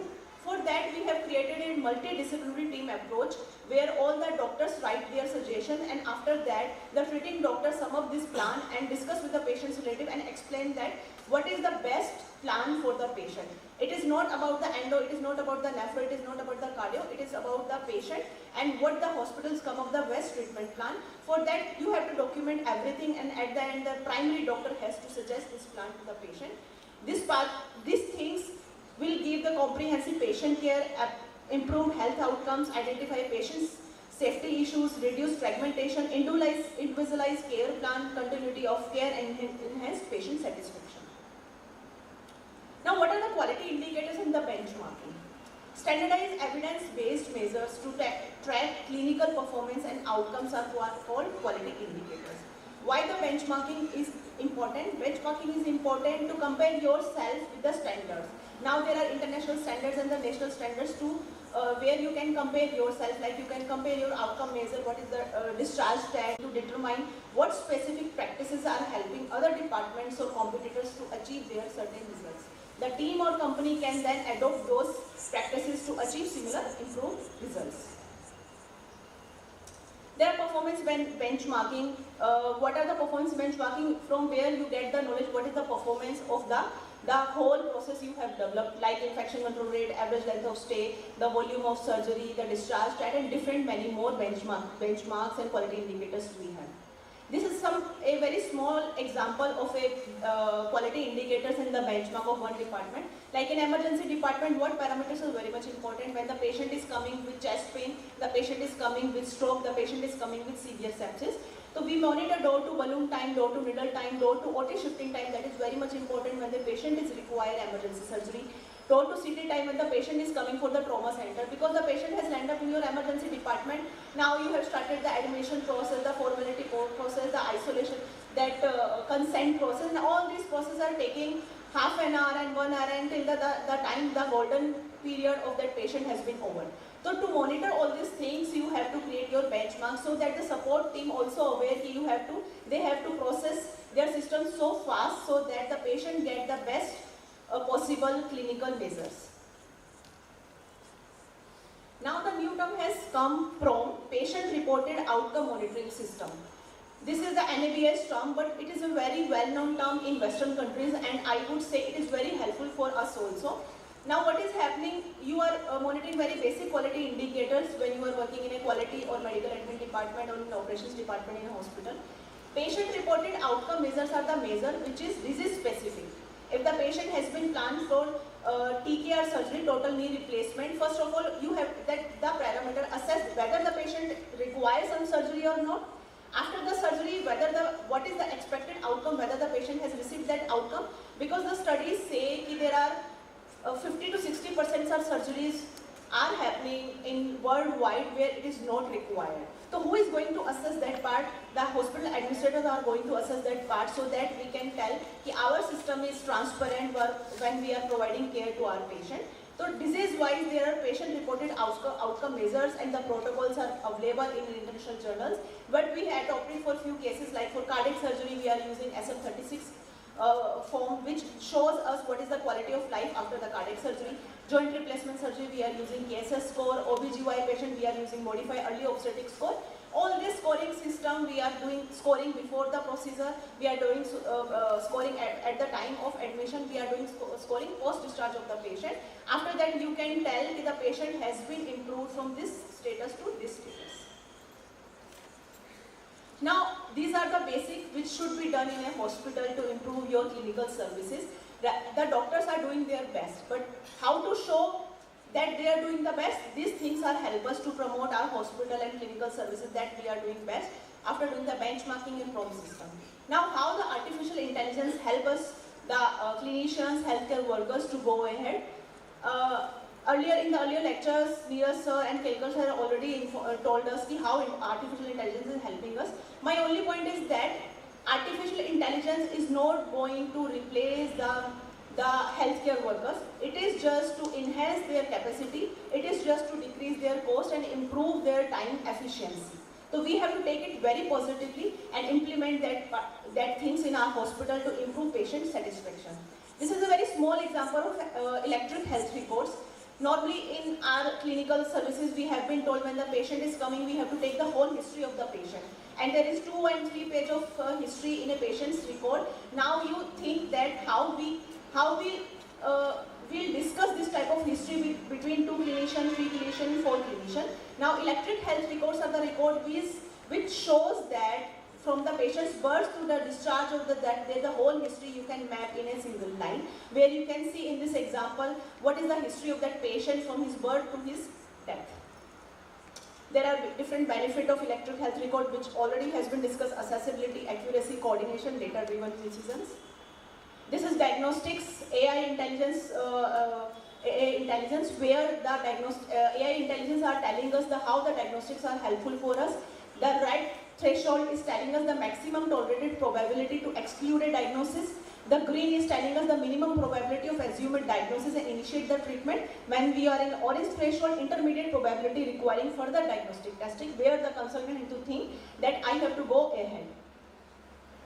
Now there is a clinical decision support system which is helping the clinician to plan a differential diagnosis of a patient.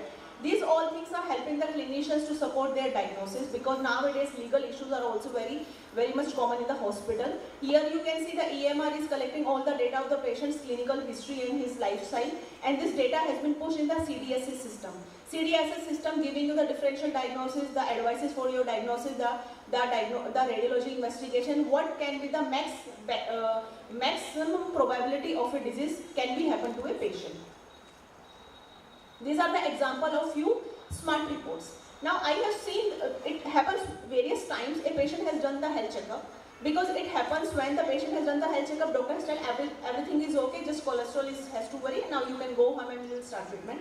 Now this type of neighbors and the friends send us 20 and 30 reports and tell that कि यार गरिमा please देख के बताओ ना कि इसमें क्या problem है, because doctor ने बोला सब ठीक है but still तुम देख लो. The reason is that a lay person and non-clinical person are not able to understand what is this report, what is the meaning of this report, how to interpret this report, and doctor can give only 2 to 3 minutes.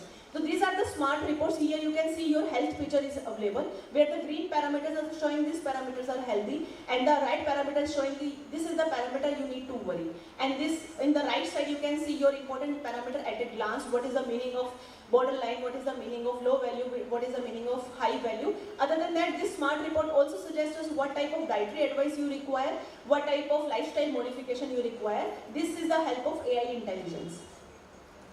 Different benefits we have already discussed, so I am not repeating the same. This is the again enhancing diabetes care with the help of electronic health records, transforming fall prevention with the help of electronic health records. All these things has been done, all these things has been approved on the national and international levels. Now at the end, impact of artificial intelligence is healthcare, is self-wellness, clinical decision support, triage diagnosis, care delivery, diagnostic and chronic care management, which improves the population health management, clinical operations and strengthen our outcome. Thank you so much.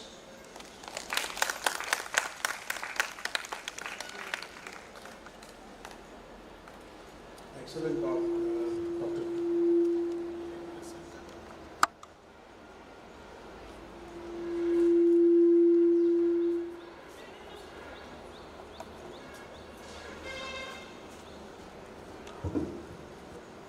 Very nice talk, Dr. Really like that your multi-speciality expert committee. I think that is one of the things we have. Every time we are, nobody reads what another specialist has written. So it is always a confusing status in particularly a complex patient. So I think that is, and so many other things also, but very nice. Now I would like to invite Dr. Jagdish Soni, Superintendent, Gandhinagar Hospital, Disa, to talk on an overview of administration.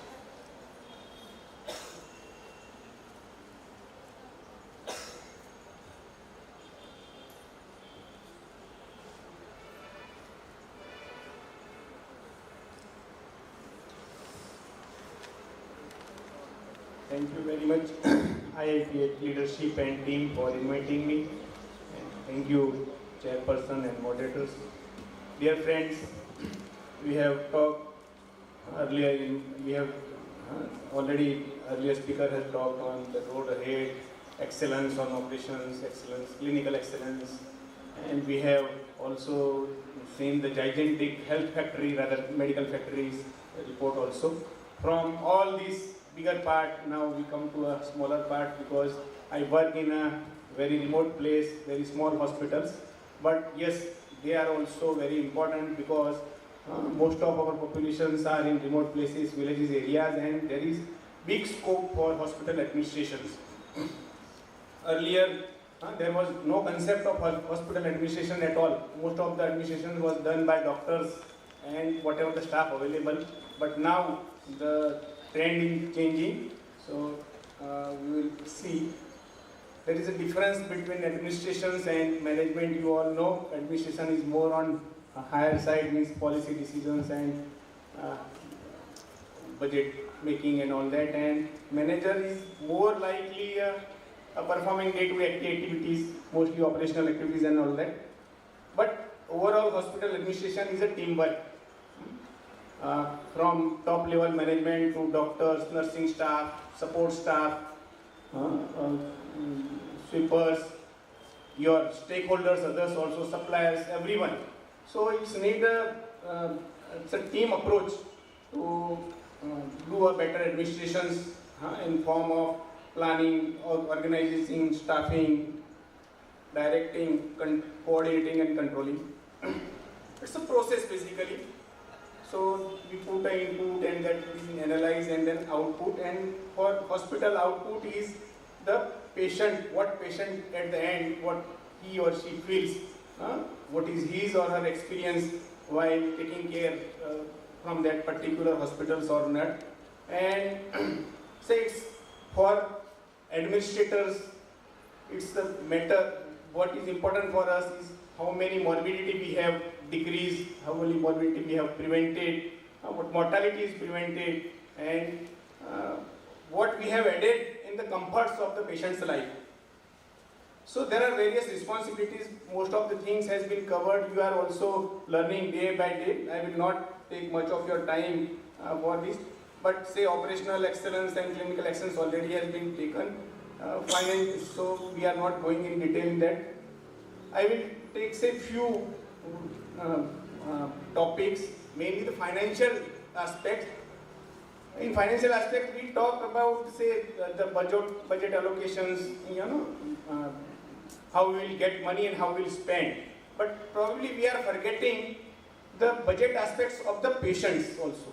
So as administrators, it is our responsibility to keep that in mind, because most of our patients, they are coming from lower or middle income class, and above and all that, health is not a priority. So they don't have budget at all for their health issues. So while planning a budget or financial management, we should consider the patients, their family backgrounds and everything, and that is helpful, and all this.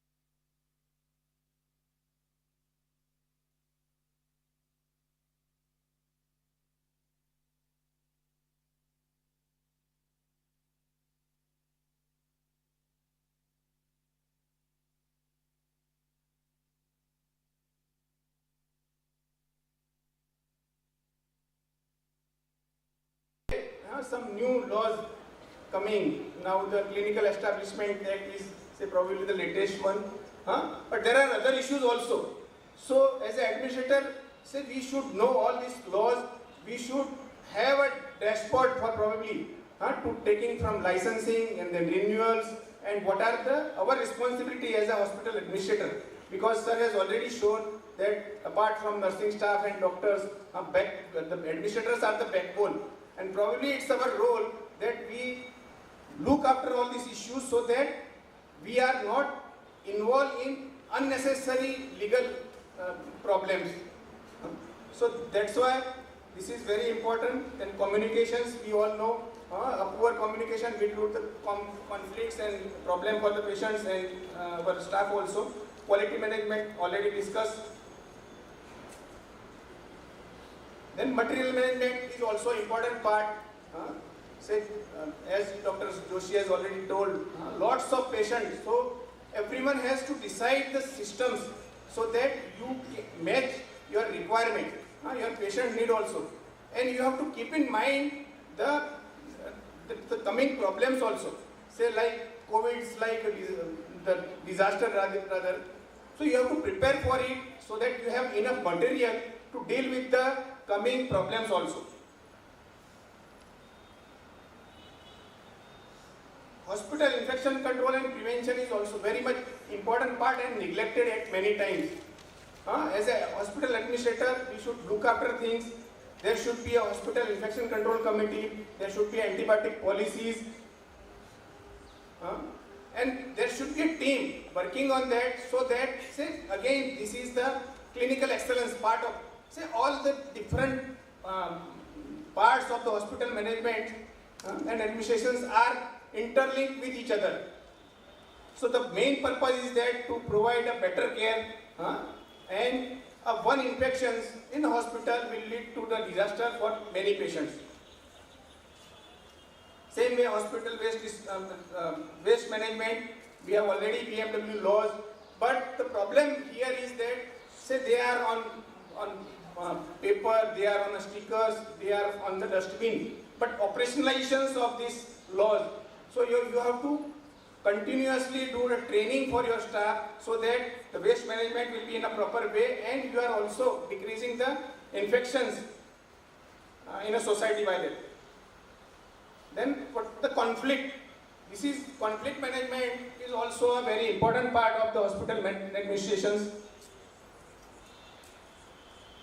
We have a poor communications, lack of compromise, needs not met, prejudice, intolerance, self-interest, ignorance, desire for power, lack of empathy, attitude.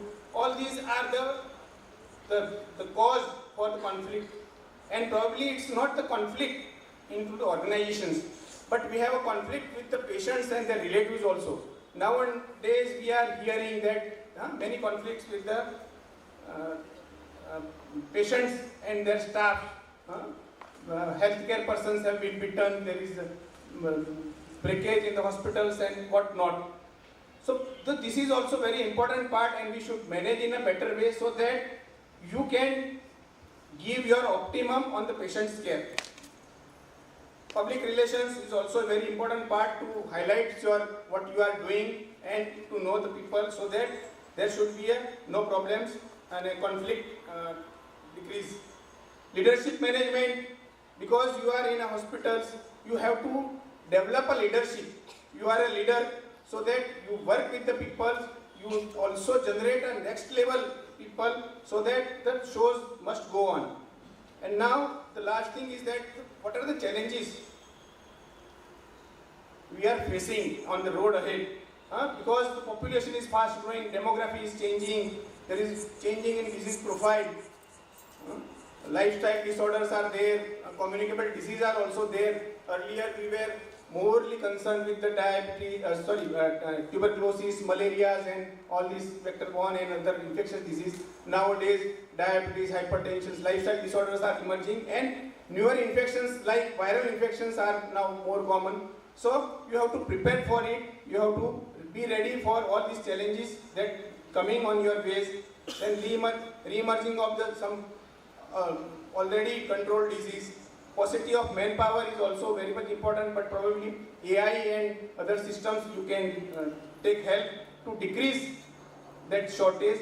One more thing is that when you are in a remote places, at different places, you can train your staff also. In many big hospitals and metro cities, most of the hospitals, they also start the training programs. So this is also very important as a hospital administrator. You should, if you run a training program, then probably in that particular post you need manpower. Fast changing technology already at AI is coming. Low public awareness and high expectations. So because that lead to the conflicts and more burdens on you. Changing law, we have already discussed. Infrastructures, diversities. Most of the healthcare facilities or hospitals are concentrated in metros and big cities, but probably still rural areas and far remote areas are lacking these facilities. So again, that creates the problems, and limited affordability of our patients. That is also very important factors to consider. I hope I have not taken your much time, and thank you very much for giving me this opportunity.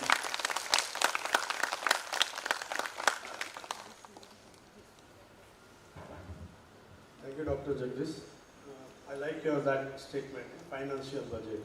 For every patient, for every person, I think, whenever there is some emergency or disease, I think it is an economical emergency. So we, the stakeholder, we definitely should think about it. So moving ahead, now I would like to invite Dr. Rakesh Shah to present his talk on operational excellence and patient safety. Welcome, sir.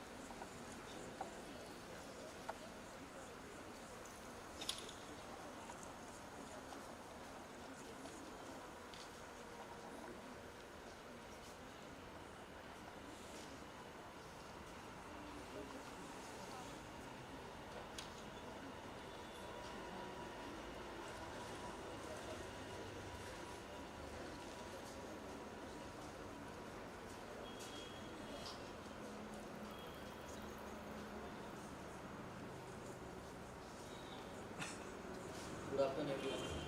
Maybe the most difficult session for me. The sun is upstairs and the fire is in belly. So let me start. First of all, I would like to thank IIPHG for giving me this opportunity to be present here and to present some experiences and interact with the future leaders. At the same time, I was really lucky to be on a plenary with such a distinguished speaker Kelkar sir, I go back in 2016, he has done a POI in Pune, so I was student of there. Dr. Joshi sir, the mammoth work which Civil Hospital Gujarat is doing, it was really wonderful to know. Neeraj sir has been always an ideal or an aspiration for all the healthcare students way back in 2013-14. Dr. Garima, a really power-packed presentation on clinical governance and clinical excellence. And Dr. Soni sir, again I would like to thank again IIPHG. The combination was a really deadly combo. Mammoth Civil Hospital, a senior person in NABH and various aspects of administration, Dr. Kelkar sir, corporate hospital, and a place wherein the healthcare is much required, Gamde Chalo, that is what Dr. Soni sir is giving the service. So after this heavy speaker, I was just thinking, what should I present? And especially as we spoke, the session is between the food, and I am in between the food and you. If I can just help the video.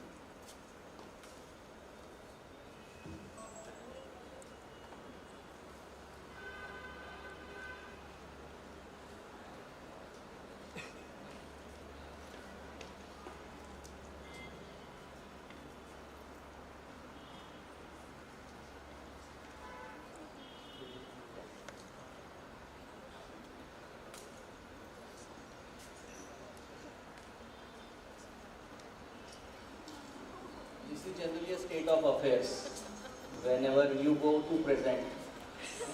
So this morning I was getting ready and I was just thinking, what should I speak? IIPHG, a parent organization in public health, seniors sitting next to you, and the future leaders are there. And it always helps me to an ice break. Okay. So as we move on, can we have the presentation? I would like to tell you the story, how the operations goes. So my today's presentation will be in 3 parts. One is the operational excellence, second is the patient safety, and next one is the way ahead. So I will start with the story. Okay. We have spoken enough about AI and future of technologies, but operations is not going to go anywhere. Okay. And you all are going to face this maybe in 6 months or a year or so. So what is operations? As sir has mentioned, input, process, output. I was just having analogy. Operations is just like golf. By the way, I don't know how to play golf. Okay. So it is said that there are 3 types of golfers. One are the weekend golfers, second are the good golfers, and third are the great golfers. Okay. So golf is all about, if you see, it is about the stance, it's how you hit the ball and how you score, how you minimize your mistakes. So operational excellence in hospitals is just like that. So when you are weekend golfers, you can hit the ball. When you are a good golfer, you can hit the ball and at the same time you can play safe. And when you are a great golfer, you minimize your mistakes, you work on it, and you secure, you save your strokes. That is most important. And how does it operational excellence happens? It can be divided into 4 phases: essentials, effectiveness, efficiency, and excellence. So I'll give you some examples. We are lucky in where the hospitals have been coming to the healthcare industry. Thanks to Dr. Pratap Reddy sir, Dr. Ravi Shetty sir, and our own Gujarati guy, Dr. Vikram Shah. Their vision has transformed the healthcare. If I have to talk about Shalvi Hospital where I represent, Dr. Vikram Shah, many of the seniors in Ahmedabad might be knowing, started with a 6-bedded hospital in Ahmedabad with a joint replacement. In 1994, the percentage of the joint replacements were done 300 in India. Sir has done 14 joint replacement in that time. And now we are the global leaders doing 1.5 lakh joint replacements in the world, wherein we are the number 1 when it comes to joint replacement in the world. And how the operational excellence these senior leaders are driving. Leadership is really important aspect for all of us. They have given you a mission. Shalvi Hospital's mission, I'll just narrate in half a second. Leveraging our global leadership in joint replacement to establish multi-specialty care across geographies. It says everything. The hospital we started with the 6 beds in Vijay's Crossroad in Ahmedabad has now pan-India presence with 15 hospitals having 2200 beds with a single-handedly a single specialty diversifying to the multi-specialty wing. Now, hospital is a complex environment, enough is known to you, some of you may have done internships. So, how is the operations day? The story starts here. Let's have an operations manager. Jignesh Bhai will be okay? Jignesh Bhai is our operations manager. We are in Gujarat. Okay? So Jignesh Bhai is the operations manager. He has this cube. He is lucky not to work with Dr. Joshi sir's hospital nor with Neeraj Bhai's hospital, wherein either the technology or the workload is huge. Okay? So he is a typical operations manager. He starts his morning huddle like this, and he gets calls from across the places. Casualty, admission, OPD, ICU, discharge delay, patient satisfaction and diagnostics. Everywhere there is a pressure. So this is going to be a real scenario after 6 months or 1 year to you. That's why I am touching base on these aspects. So this is our Jignesh Bhai. So Jignesh Bhai manages all these things, does firefighting. Half of the operation guys spend their time in firefighting. And smart guys work on strategic and operational excellence. This is Jignesh Bhai at 2 PM. Getting calls from CEO, getting calls from senior consultants. अरे यार वो ICU से patient transfer नहीं हो रहा है. I am not ready to get the admission inside. What is this nonsense going on? And all, not and also. So it's up to you, a question to all of you. Whether you want to be a Jignesh Bhai hazard operations manager or a smart operations manager. What are the expectations from operations? Some of my seniors have already covered it. Reduce turnaround times, reduce errors, reduce complaints, and increase profitability, increase patient satisfaction, and improve efficiency. So again, the same thing, but now we are in corporate world. So if I invest $1, I should get $2. That is what is expected from operations. Way back, 20 years back, operations was just managing the operations. Neeraj sir may correct it and Kirtan sir also echo it. Now operations has gone to business operations, wherein the operations guys are responsible, as Neeraj sir has said, convergence. What is dropout? What is pilferages? So you need to have an eye on the business. You need to have an eye on the game. That is all operational efficiency. And then, most important point, I will say that ownership is one thing. This is a classical example wherein somebody calls a customer care guy, and customer care says if there is a problem, there might be a problem with the technical team, there might be a problem with the fulfillment team, there might be a problem with inventory team, lana so and so. And the customer gets frustrated and he says, who are you? No, I am in charge of excellent customer service. So that is the real life scenario. So take ownership, guys.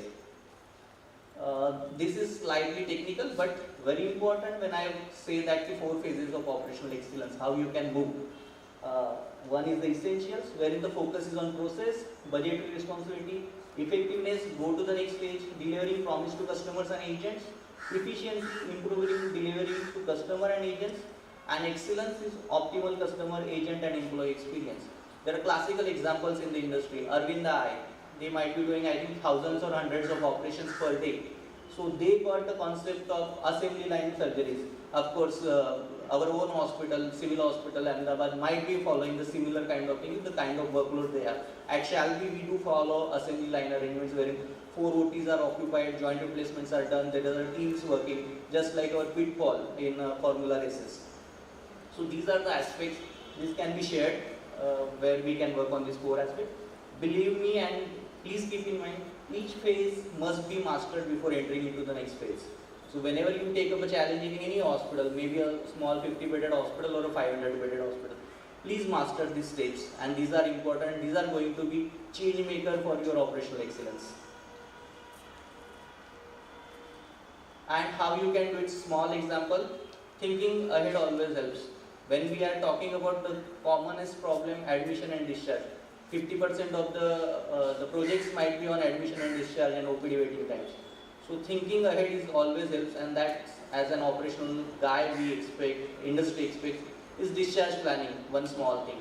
Now moving to the next topic of patient safety. Patient safety, system-wise, a safe patient. There is a definition which says that, and it is by WHO, In 2021 they have adopted this and they are working on it. There is an action plan prepared for it. So a framework for organized activities that creates cultures, processes, procedures, behaviors, technologies and environments in healthcare that consistently and sustainably lower risk, reduce the occurrence of avoidable harm, make errors less likely and reduce the impact of harm when it does occur. So this is a WHO guideline. So many of you may be knowing what is the patient safety and why it is important and why it is big. Again, reference with some WHO data.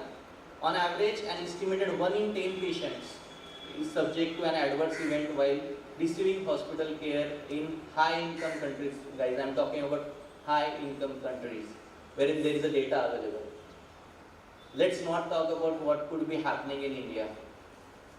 So the global statistics again says that 134 million adverse events due to unsafe care are happening in world. 2.6 million deaths every year occur because of the patient safety failure measures by the hospital. This is the big thing. And we as an administrator can contribute. That is what is our responsibility. How will you contribute? How will you achieve operational excellence? I'll share you in next some slides. This is a framework for action plan devised by WHO. Very interesting 7 facts which you can Google it. But it was a nice presentation, so I picked it up here. But it does matter. It does matter what WHO is thinking and how we can adopt in India. How can we create patient safety? One, use of technology. How?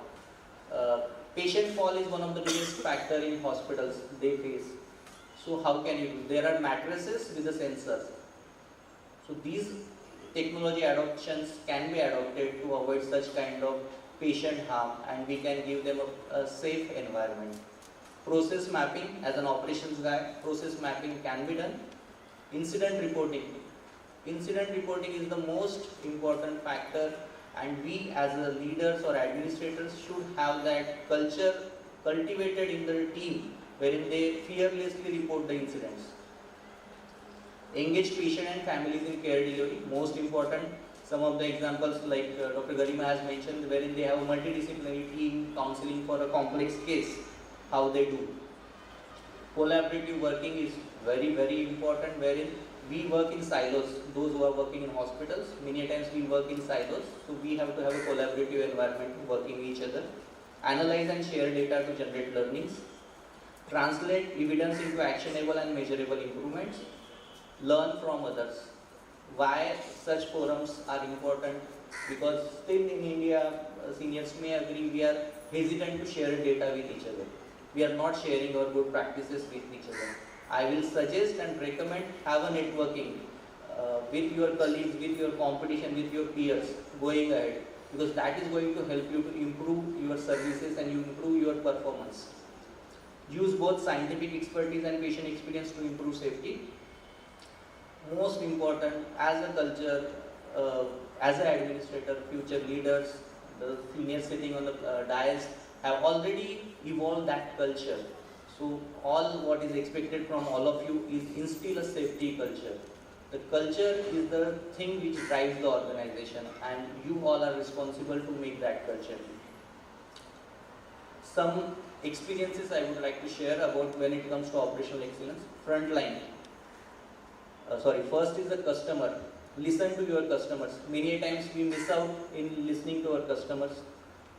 I am sure many of the seniors here sitting, every day they must be meeting at least one patient or one customer. That customer can be consultant, that customer can be a patient, that customer can be a vendor. So please understand the facts from the customers.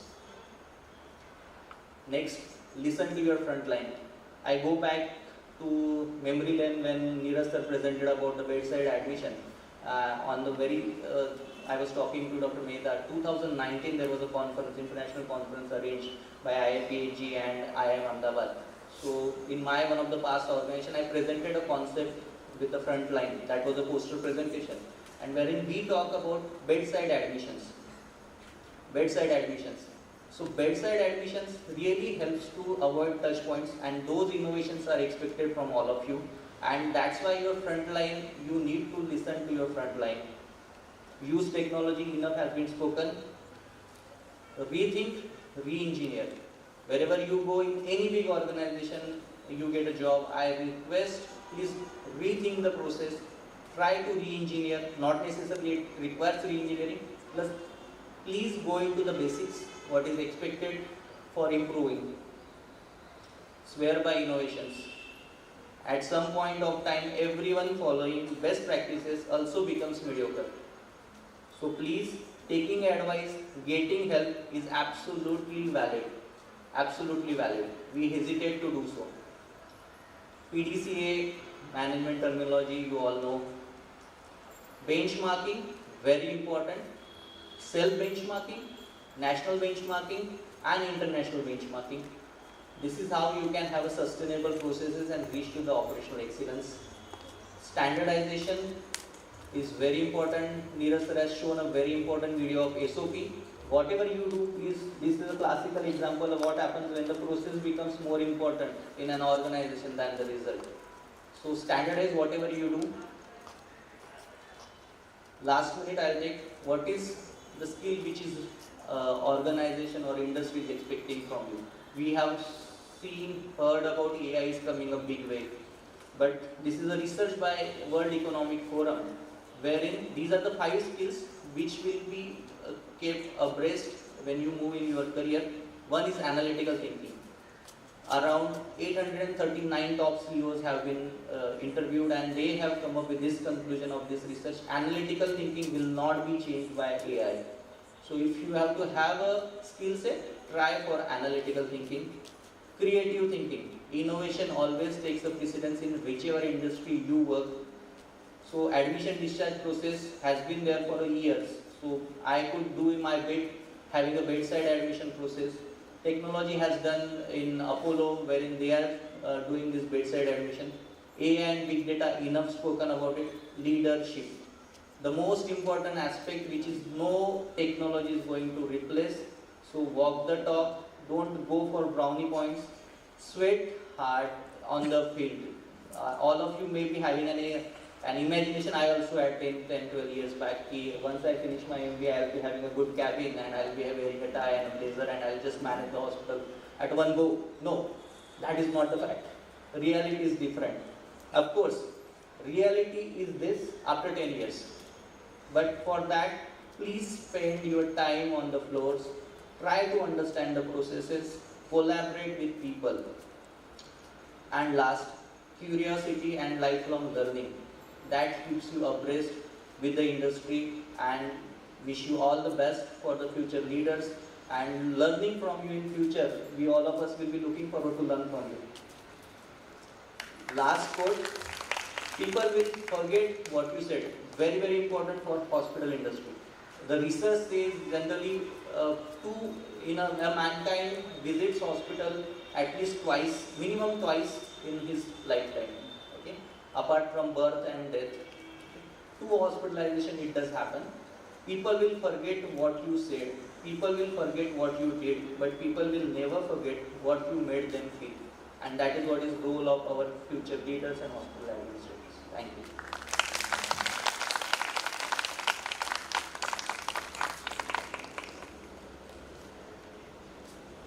Excellent talk, Dr. Rakesha. I think your take-home message is what actually we are working for. So that is one of the best. Okay, so now we are moving ahead with the last few minutes before you get your lunch. After listening all these speakers, excellent speakers on a clinical and operational excellence and some basics of administration, we would like to have a few questions from the audience. Any question, please? First, you introduce yourself and then ask.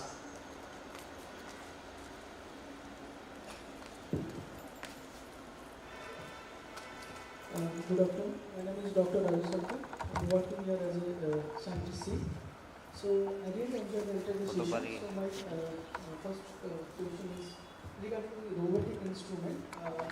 In what are the major challenges you have faced regarding your robotic instrument in administrative, this hospital administration? I cannot hear it properly. Say it again. Yeah. What are the major challenges are facing regarding the robotic instrument in the hospital administration? Thank you very much. Sir, Neeraj sir.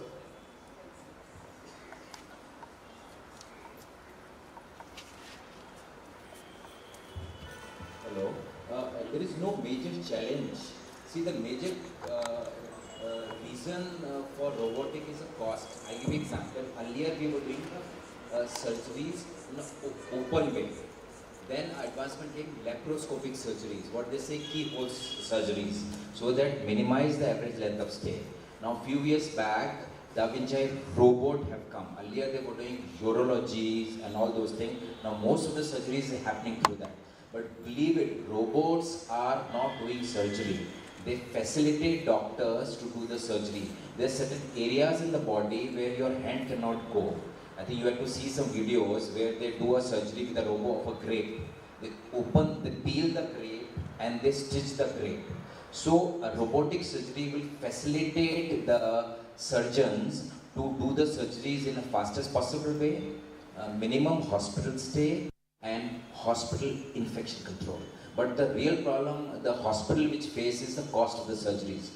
Why? Because most of the robotic surgeries is not approved by insurers. Most of the surgeries are not approved by corporates. And if you talk about the CGHS scheme and PMJY scheme, they don't know what this robot is all about. I think there's a big gap there. I think this is fine. Any other question? Hello sir, my name is Dr. Thaksoni and thank you so much. We learned a lot today from you people. So my question is, since AI is coming and transforming healthcare, so what are the challenges as administrators that since we're going to face the resistance from the doctors and from the healthcare staff, AI in radiology for diagnosis, AI in surgeries. So what are the challenges we will be facing in the future and also now? Thank you. They are not challenges. See, AI and big data will help you to take your decision fast. I'll give you one example, and I think Garima as well as Rakesh will say. Like say for example CCTV cameras, right? So what are CCTV cameras? CCTV cameras to see what people are doing, right? This is a broad thing. But one of the hospital in Hyderabad, what we did, we have done cameras, CCTV cameras, IP based cameras, and we input AI. So whenever a patient, like we install in the OPD areas, so a patient is sitting and we are capturing the mood of the patient, happy, sad, not very good.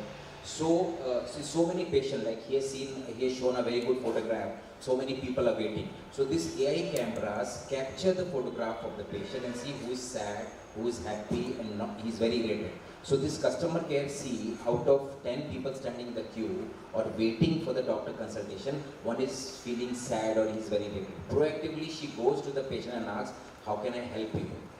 And they say waiting time with the doctors, billing issues and whatever.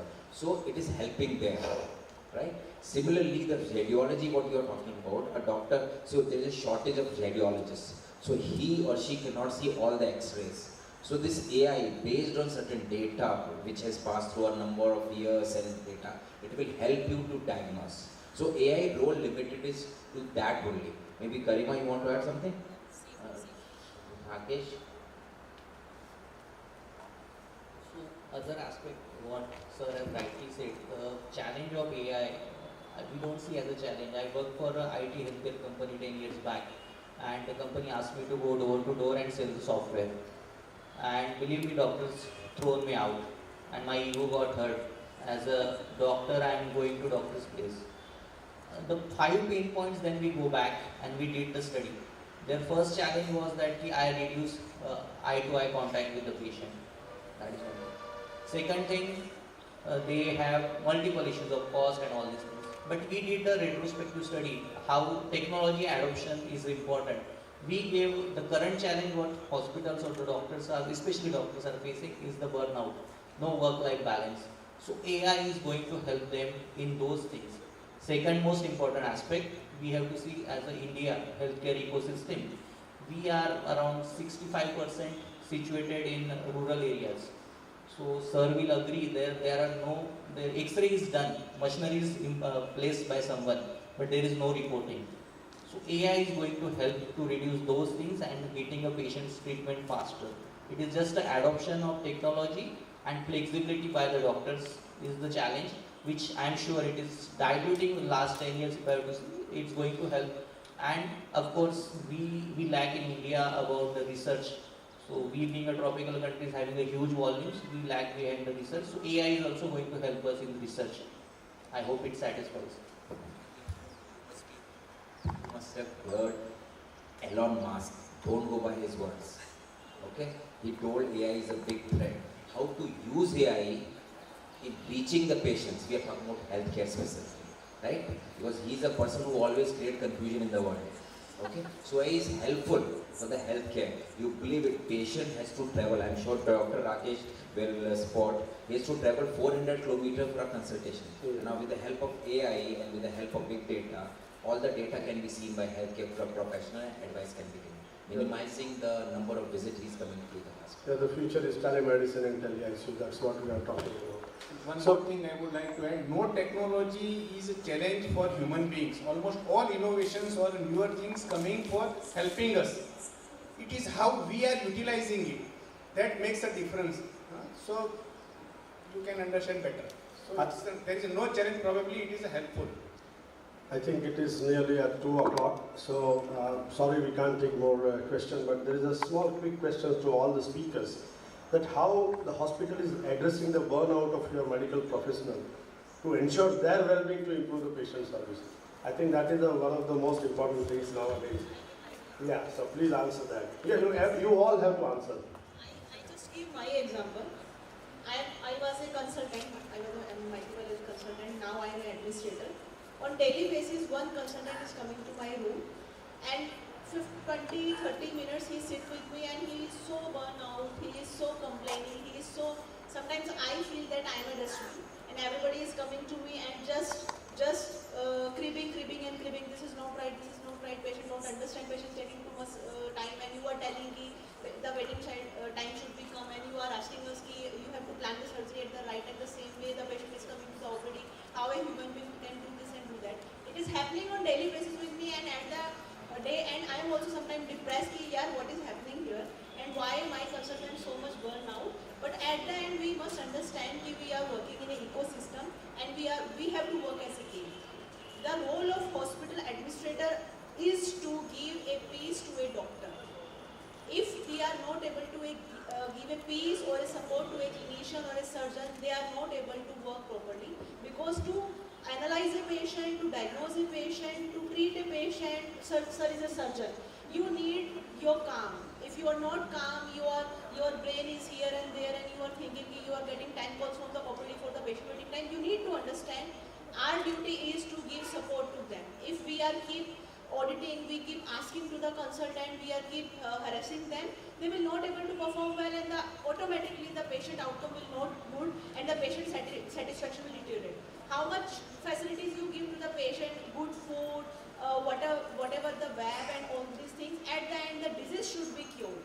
And disease will be cured once your doctor will be empowered, once your healthcare professional, your nurses, your medical officers, your laboratory staff, everybody in peace. For that, the support team, for the administrator has to give them space and have to support them so that they facilitate their duties and so that they give their best.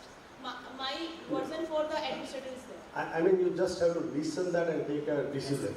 Do not delay till they disappear. You know, it is a single statement that you have to listen them and then act also. I think that is, and motivate for each and every action, each and every success. You have to motivate. Sir, please. So, apart from this, what Garima is telling, I think preventive health checkup is key. We got a policy in the hospital across all 75 hospitals. This is a mandatory. Between January and March, we have to get ourselves as a family health checkup. It is on the hospital, not we are supposed to pay. So if we are not getting the health checkup done for the doctors, for their family, for the staff and their family, then a salary is not guaranteed in April. So I think health checkup is very, very important. Gone are the days where people say you are young, nothing will happen. These days, heart attack is happening to the young people. So in Apollo, we got as early as 4-year-old male child who got a heart attack. So therefore, get your health checkup done on an annual basis. It will help you to know what is your health status is all about. To add on, as my last slide, thank you slide had a word, humanize. Many times we administrators fail to understand this aspect of humanization. I'll give you a couple of small examples. We started celebrating birthdays of consultants, senior most consultant to the junior most consultant. So it gives them that connectivity to the hospital and that awareness or that belongingness. So these are the small factors. Otherwise they come in the morning and they treat. Second aspect, I'll tell you why I would love to go to medical education institutes. Like temples, education institutes have the positive vibes. You go to, I came to IIPHG campus, I was really feeling good. I went to IIM, it was great. You go to hospital, as a hospital administrator, as Dr. Garima was telling, I can understand her situation. Everyone is coming and giving negativity to her. Likewise, doctors also get this negativity, except gynecology or obstetrics branch, there is no joy. There is no joy, the family will not support you. Okay? So those things can be taken care of, how we can bring positivity. Small dates like this birthday celebrations, you can do it. Second, involve their family to avoid this burnout. Involve their family in hospital, involve them into the decision making, that can also add value to avoiding the burnouts of the doctors. And as an administrator, please optimally work on operational excellence. There are doctors who would like to work 8.5 hours. They have gone the days. We are lucky to have doctors like Dr. Soni sir and Dr. Joshi sir. Though these guys work 16 hours. The new generation doctors like to work 8.5 hours. So how you can do it? Provide them all services in time, so they will not go burnout and they will not leave the organization. Thank you. Quick words from Jagdish, if you want to say something. See, all we know that emotional quotient is most important aspects of management nowadays. And apart from, say, we already have discussed, it's a complex phenomena, hospital management.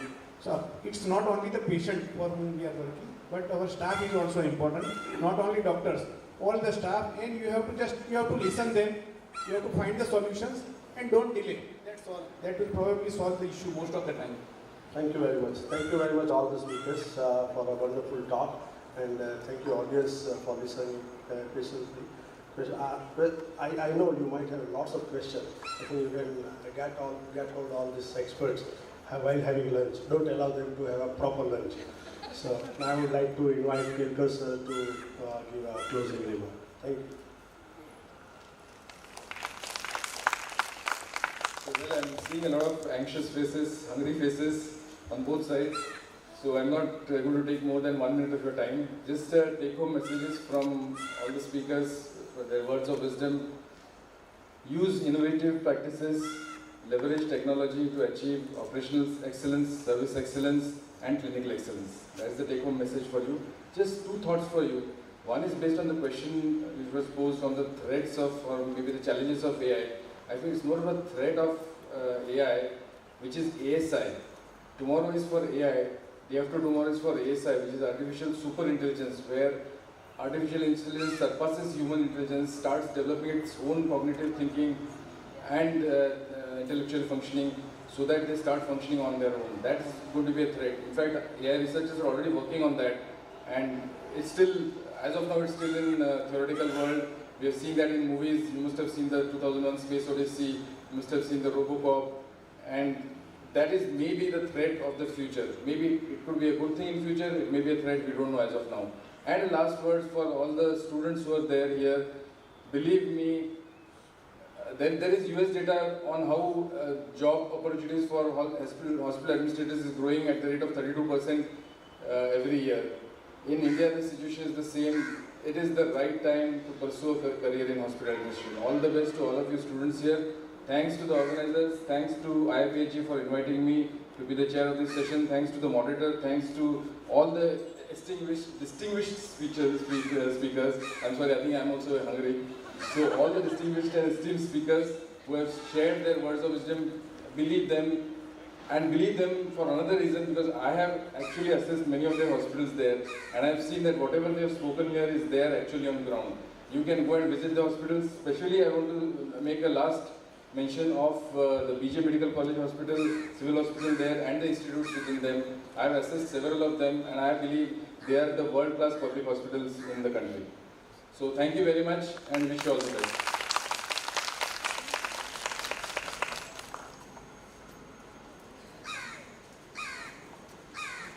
Thank you, sir. Thank you each plenary member for sharing your insight and enlightening this plenary. Now this plenary stands for closure. I would like to request Dr. Medha Varma ma'am to felicitate for today's chairperson, Dr. Prashant Kelkar sir.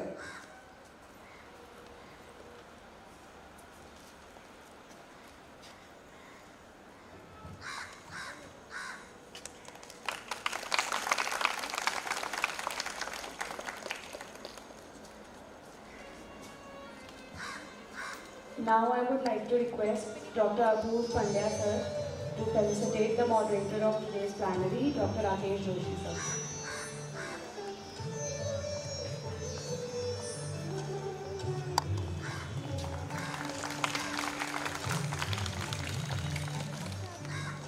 Now I would like to request Dr. Prashant Kelkar sir to felicitate our today's speaker, Dr. Neeraj Lal sir.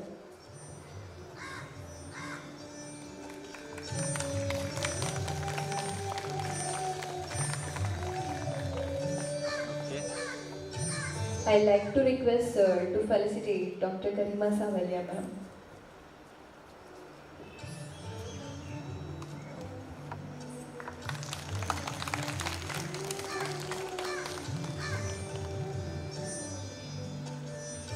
Now I would like to request Dr. Rakesh Joshi sir to felicitate our speaker, Dr. Jagdish Soni sir.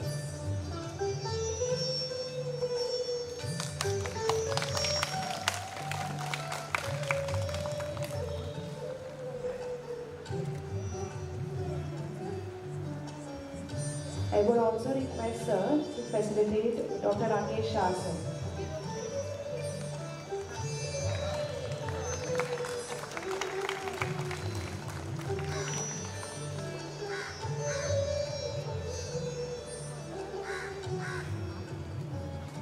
Thank you all for your patient listening.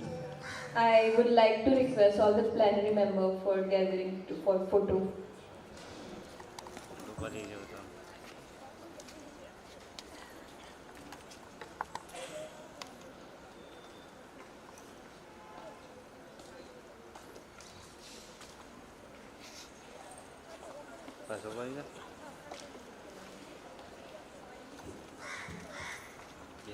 The commencement of the next panel discussion is on innovation in healthcare at 2:45, and I would request everyone to reach the amphitheater 10 minutes prior. And now it's time for all you guys to enjoy the lunch at the canteen on the ground floor.